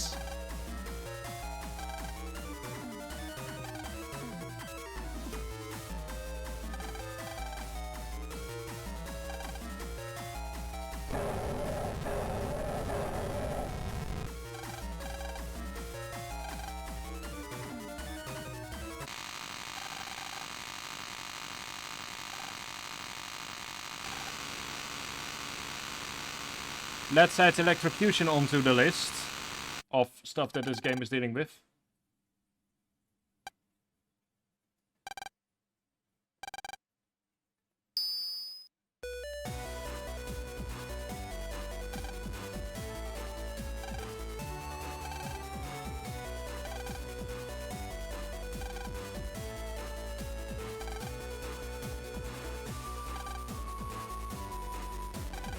Oh, that's actually really interesting. So, in like the case of Japan, they already sort of knew the thing, like the I guess curve.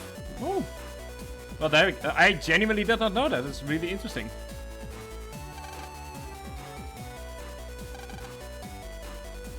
Kind of reminds me. It's a sort of like a reverse first case of Danganronpa, where it's God. Oh no, I'm not going to. No, I'm not gonna be. No, I'm not. No, I'm stopping myself from ranting about Danganronpa because then we will be here for another 5 hours.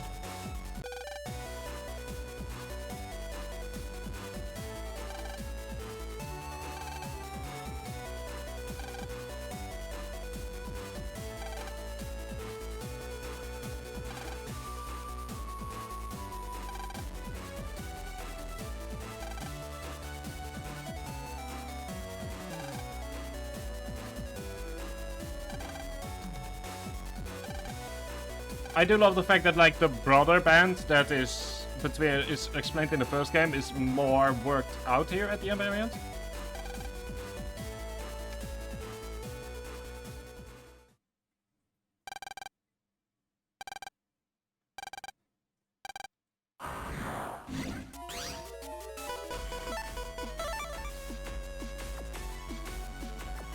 The fun thing here is ooh. Okay, what's your trick, buddy? Oh, you can only be attacked while he's... Oh, that's interesting. I started with 5 with Double Team DS. And then moved on to 6.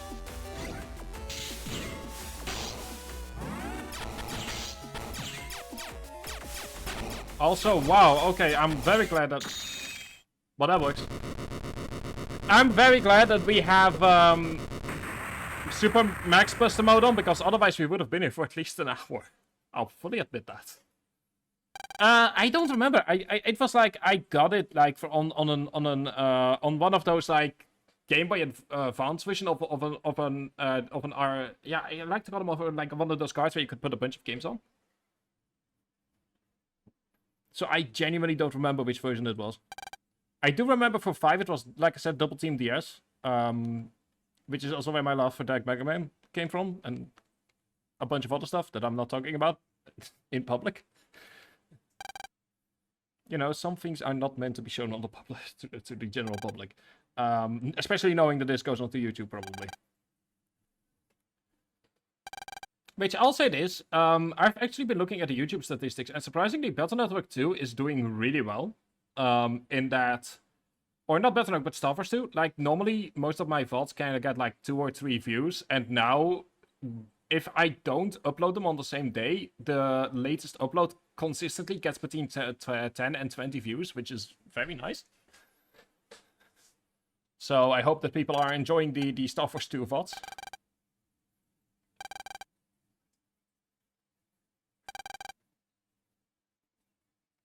I can also see how the fight is really annoying if you, like, don't have Buster Max mode on.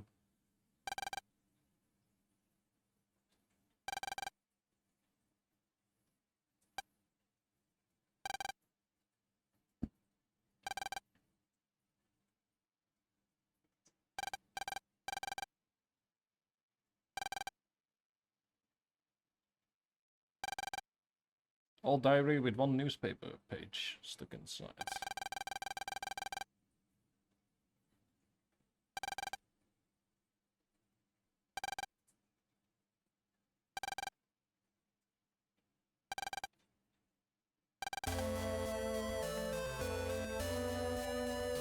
Oh, nice! The boy's parents had died in their plane crash. Afterwards, he had lived with his crew. Oh, God. Parents' fortune had brought him little joy. All of these we've seen in some form or another in the villains in this game. That's a really nice way to tie all that back to better.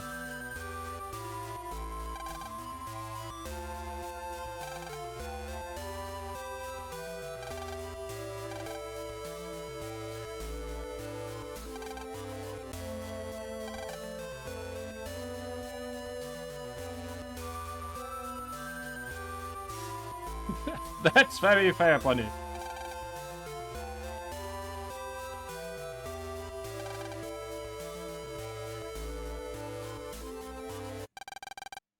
Also, it seems he's not quite dead yet, but we can still... I mean, all I'm saying is there's a hammer probably somewhere around here.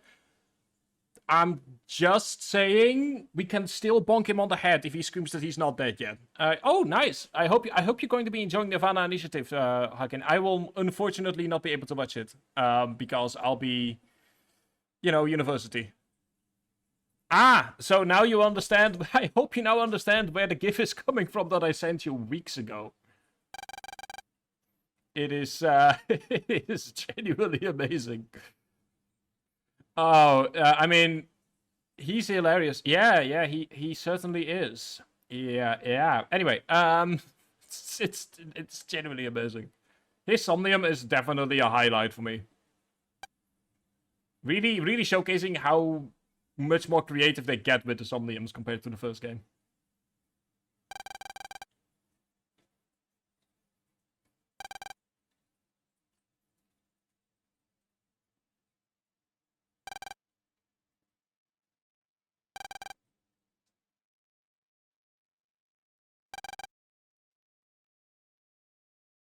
Vaporwave land. That is one way to put it, yeah.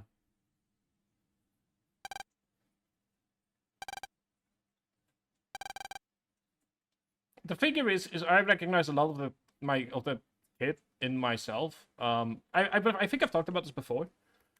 That I recognized a lot of myself in Rogue when I was first playing Star Wars during a very dark period in my life. And the thing here is as a result, I can kind of emphasize with villains like this because I've gone through those same emotions. I've gone through those same feelings. I have, for a very long time, just kind of said fuck it to the entire world. And, if the world tomorrow ends, then, and I'm the last survivor, then, so fucking be it. It is a very dark place to be in. Especially because at that moment, you don't want to have other people tell you that it's all going to be alright. In fact, to this day, I still don't. Like, to this day, whenever someone comes to me and goes like, oh, but it will be alright, I'm like, yeah, just go fuck yourself. Like, if the stuff that some people have seen, and I unfortunately include myself in that list, then you can say all the kind words in the world. The one thing you kind of learn is that words are just that. They are words. And words can be broken. Actions can't. So, as a result, I've very much been like, if you really believe that tomorrow can be better and everything, then start working towards it. Like, I'll do my own thing. If you genuinely believe that there is good in this world, then fucking prove it.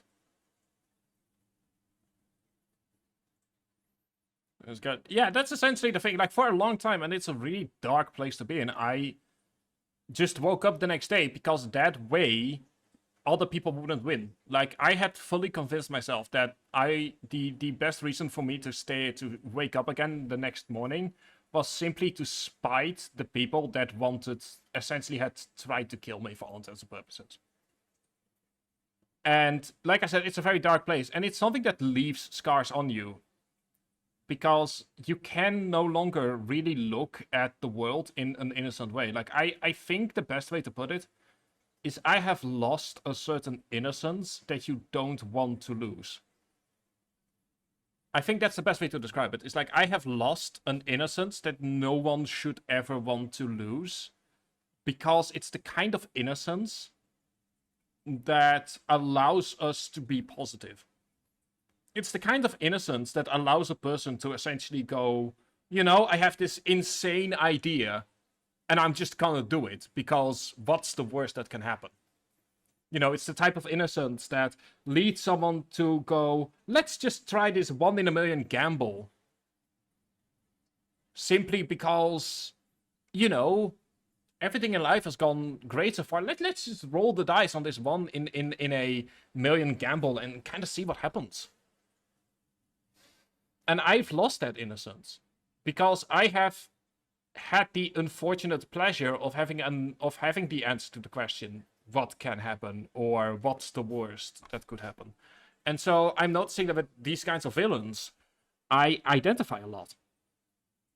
Because I've seen that side of the world. Because I have lost that innocence that allows me to make those kinds of gambles.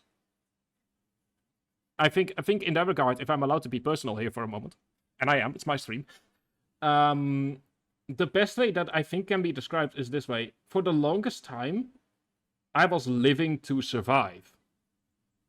In that every day was essentially a question of like, okay, where do I get my food today? Where do I had a home, but all of my money was going to rent and to paying off debts that I had accrued. And so the question of where would I get food from was a really genuine one, and it at times was bad enough that I would get some soup, but the ride back to where I lived kind of burned up all the calories of that soup, so you would have a net negative.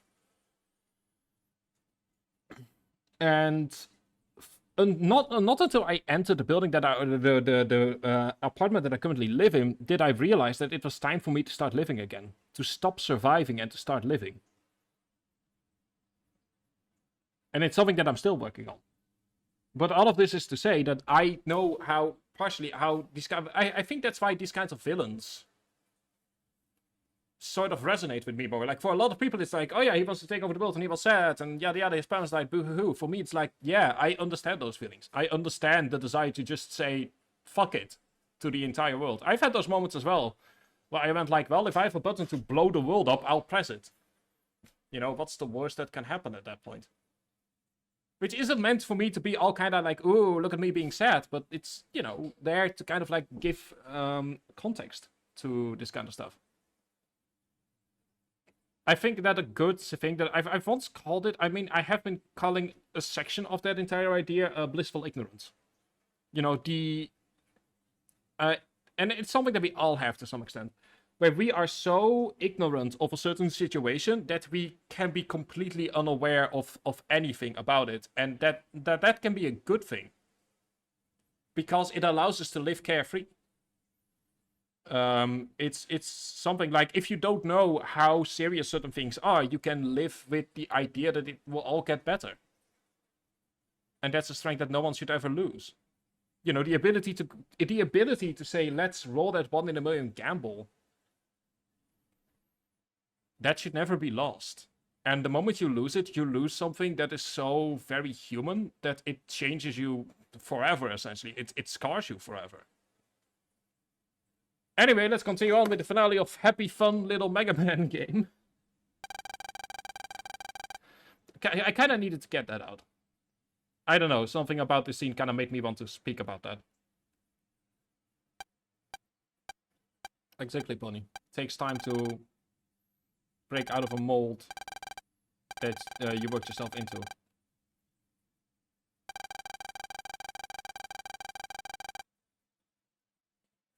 I mean, I believe I've said these words in like a variety of ways before, but it's always a reminder of like how far people can get. And it's something that I always need to remind myself of. It's like, I'm now starting a postgraduate studies for a year. Like, that's how far I've gotten. And yet I also wake up every day with the idea of like the feeling of being stuck, even though I'm not. And it sometimes takes looking back upon where we have come from to fully understand how far we've come, especially in certain cases.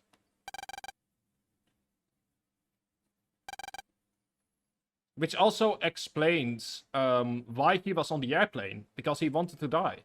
The boy wanted to die. He wanted to die on the air. He wanted to die in the same way as his parents had died. Right? That's why he was on the airplane that he knew was going to crash. Which is just so utterly fucked up.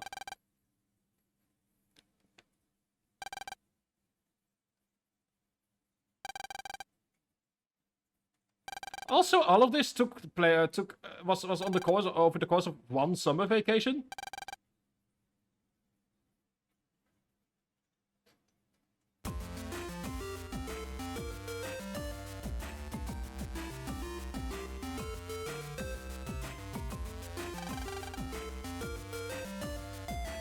Like, I was kind of joking around 2 or 3 streams ago or yesterday when I was like, oh yeah, you must be evil because you have your own sprite, but Jesus.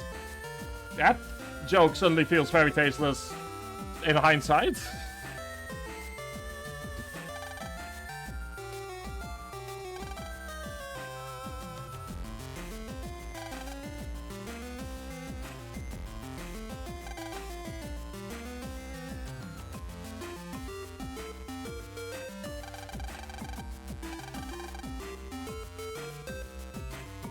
I mean, the thing here is Sean had no reason to, because he had so many, like, he killed a guy simply for not gassing a child. Like, I assumed that there was no reason for him to oversee the operation, personally. So that's why I kind of ruled it out.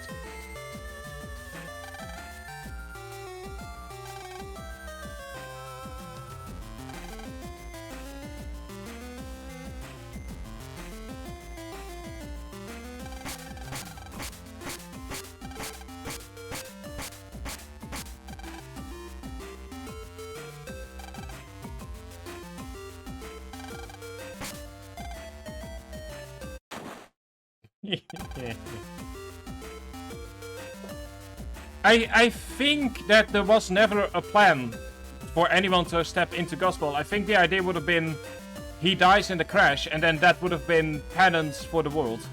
It's just that after he survived, you know, I feel like it was always meant to be plan A for him to die, and in case of surviving, plan B is rule the world.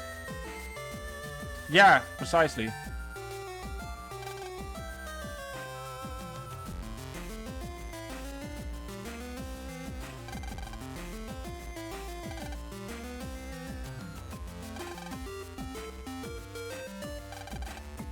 Like, he was a nihilist. Sean is a nihilist in the strongest possible way.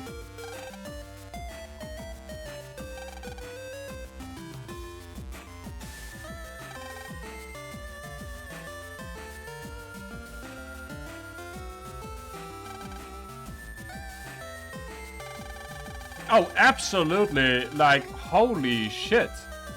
I've said before, like, this is such an immense raising of the stakes.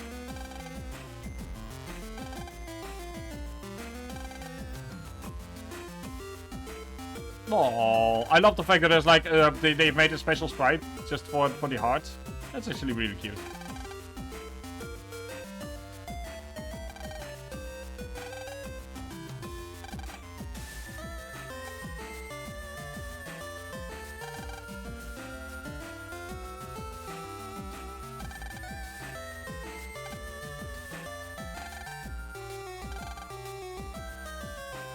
I mean, like I said, the entire plane thing as well, knowing the time frame of when the game came out, is just in and of itself is insane that that was allowed through. That's the thing that kind of sticks in my is stuck in my mind.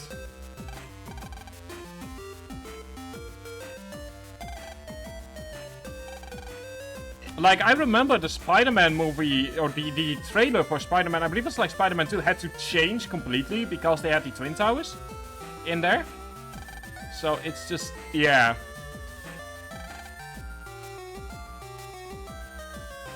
I'm just stuck on that plane for some reason. I don't know why.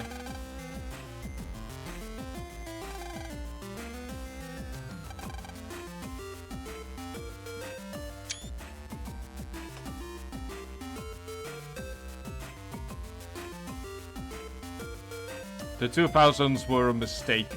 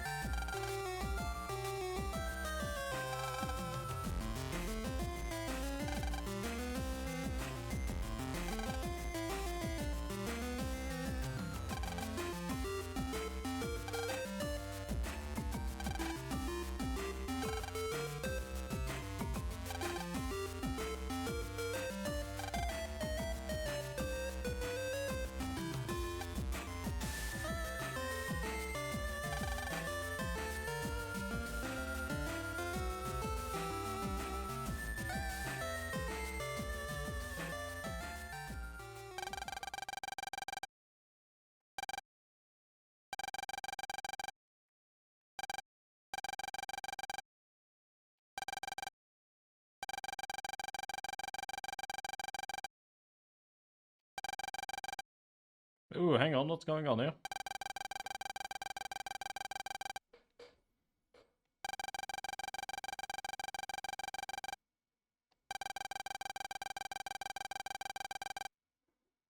What the fuck is happening here?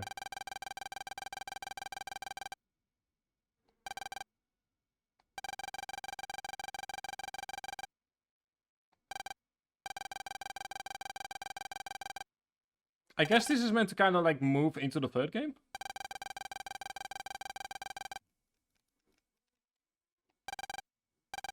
Or maybe the post game? Like, I'm not sure, to be honest.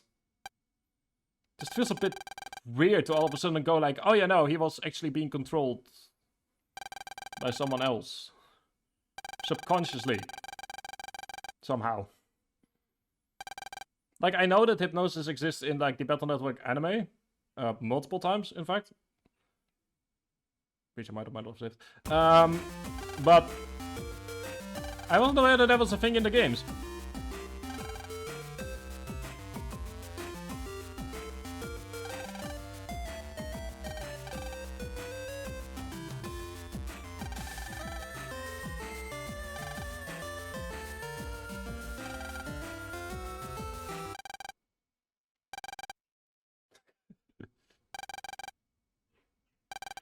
Oh yeah, right! We were only meant to go to Yumland for our homework.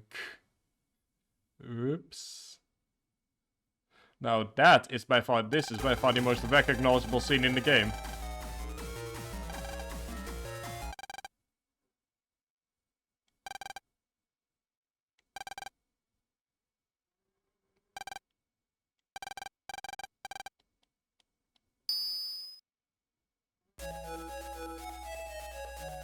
So, that is the end of Battle Network and the end of the Summer of Mega Man. Started off with Star Force 3, a game that I've talked a lot about, and a lot of memories. I mean, hell, I cried at the end of Star Force 3. I think that that should be enough to know how my feelings are on that game. Absolutely the best game in Battle Network and Star Force, in my opinion. If you enjoy Battle Network, I really recommend at very least giving Star Force 3 a try. And even if you don't fully understand the story that's going on, because it's definitely the most trilogy of the Star Wars is definitely the most trilogy. Battle Network 1, I've said this before, I kind of feel like it is a tech demo disguised as a game. Which is, and what a summer it was indeed. Like, I had to stop the summer multiple times over the course of the summer because of, like, outside influences. Like, God. Just 3 months ago, I was dealing with family issues. Fuck, can you imagine? Which has since all been resolved, of course. There was a heat wave happening in between. There's a heat wave starting tomorrow.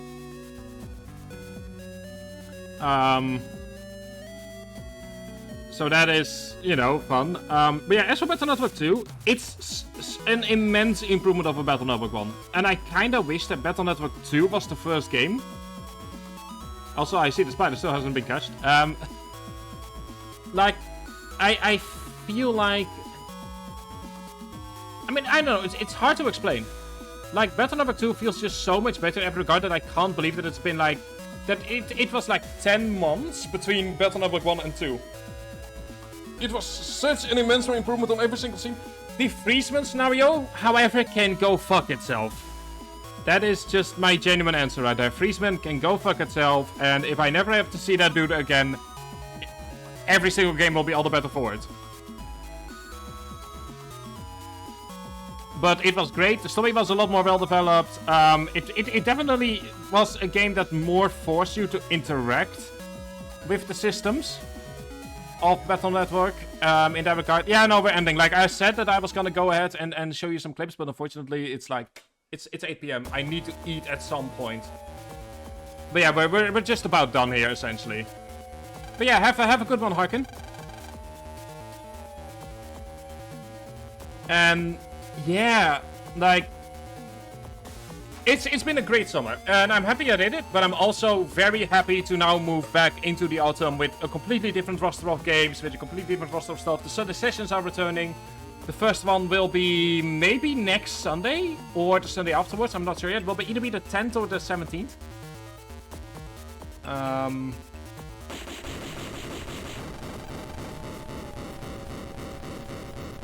But yeah.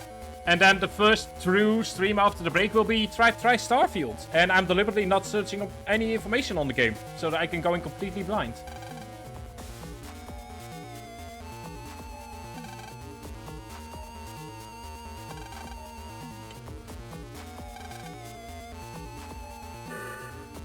And it took us almost exactly 15 hours to get through the game. God, and remember that speedruns of these are, I believe, like 2 or so hours. There we go, completed Mega Man Battle Network 2! The achievement has officially been unlocked. It's almost 8 PM, so I am afraid that this is gonna be it. Let me go ahead and add in some music, go.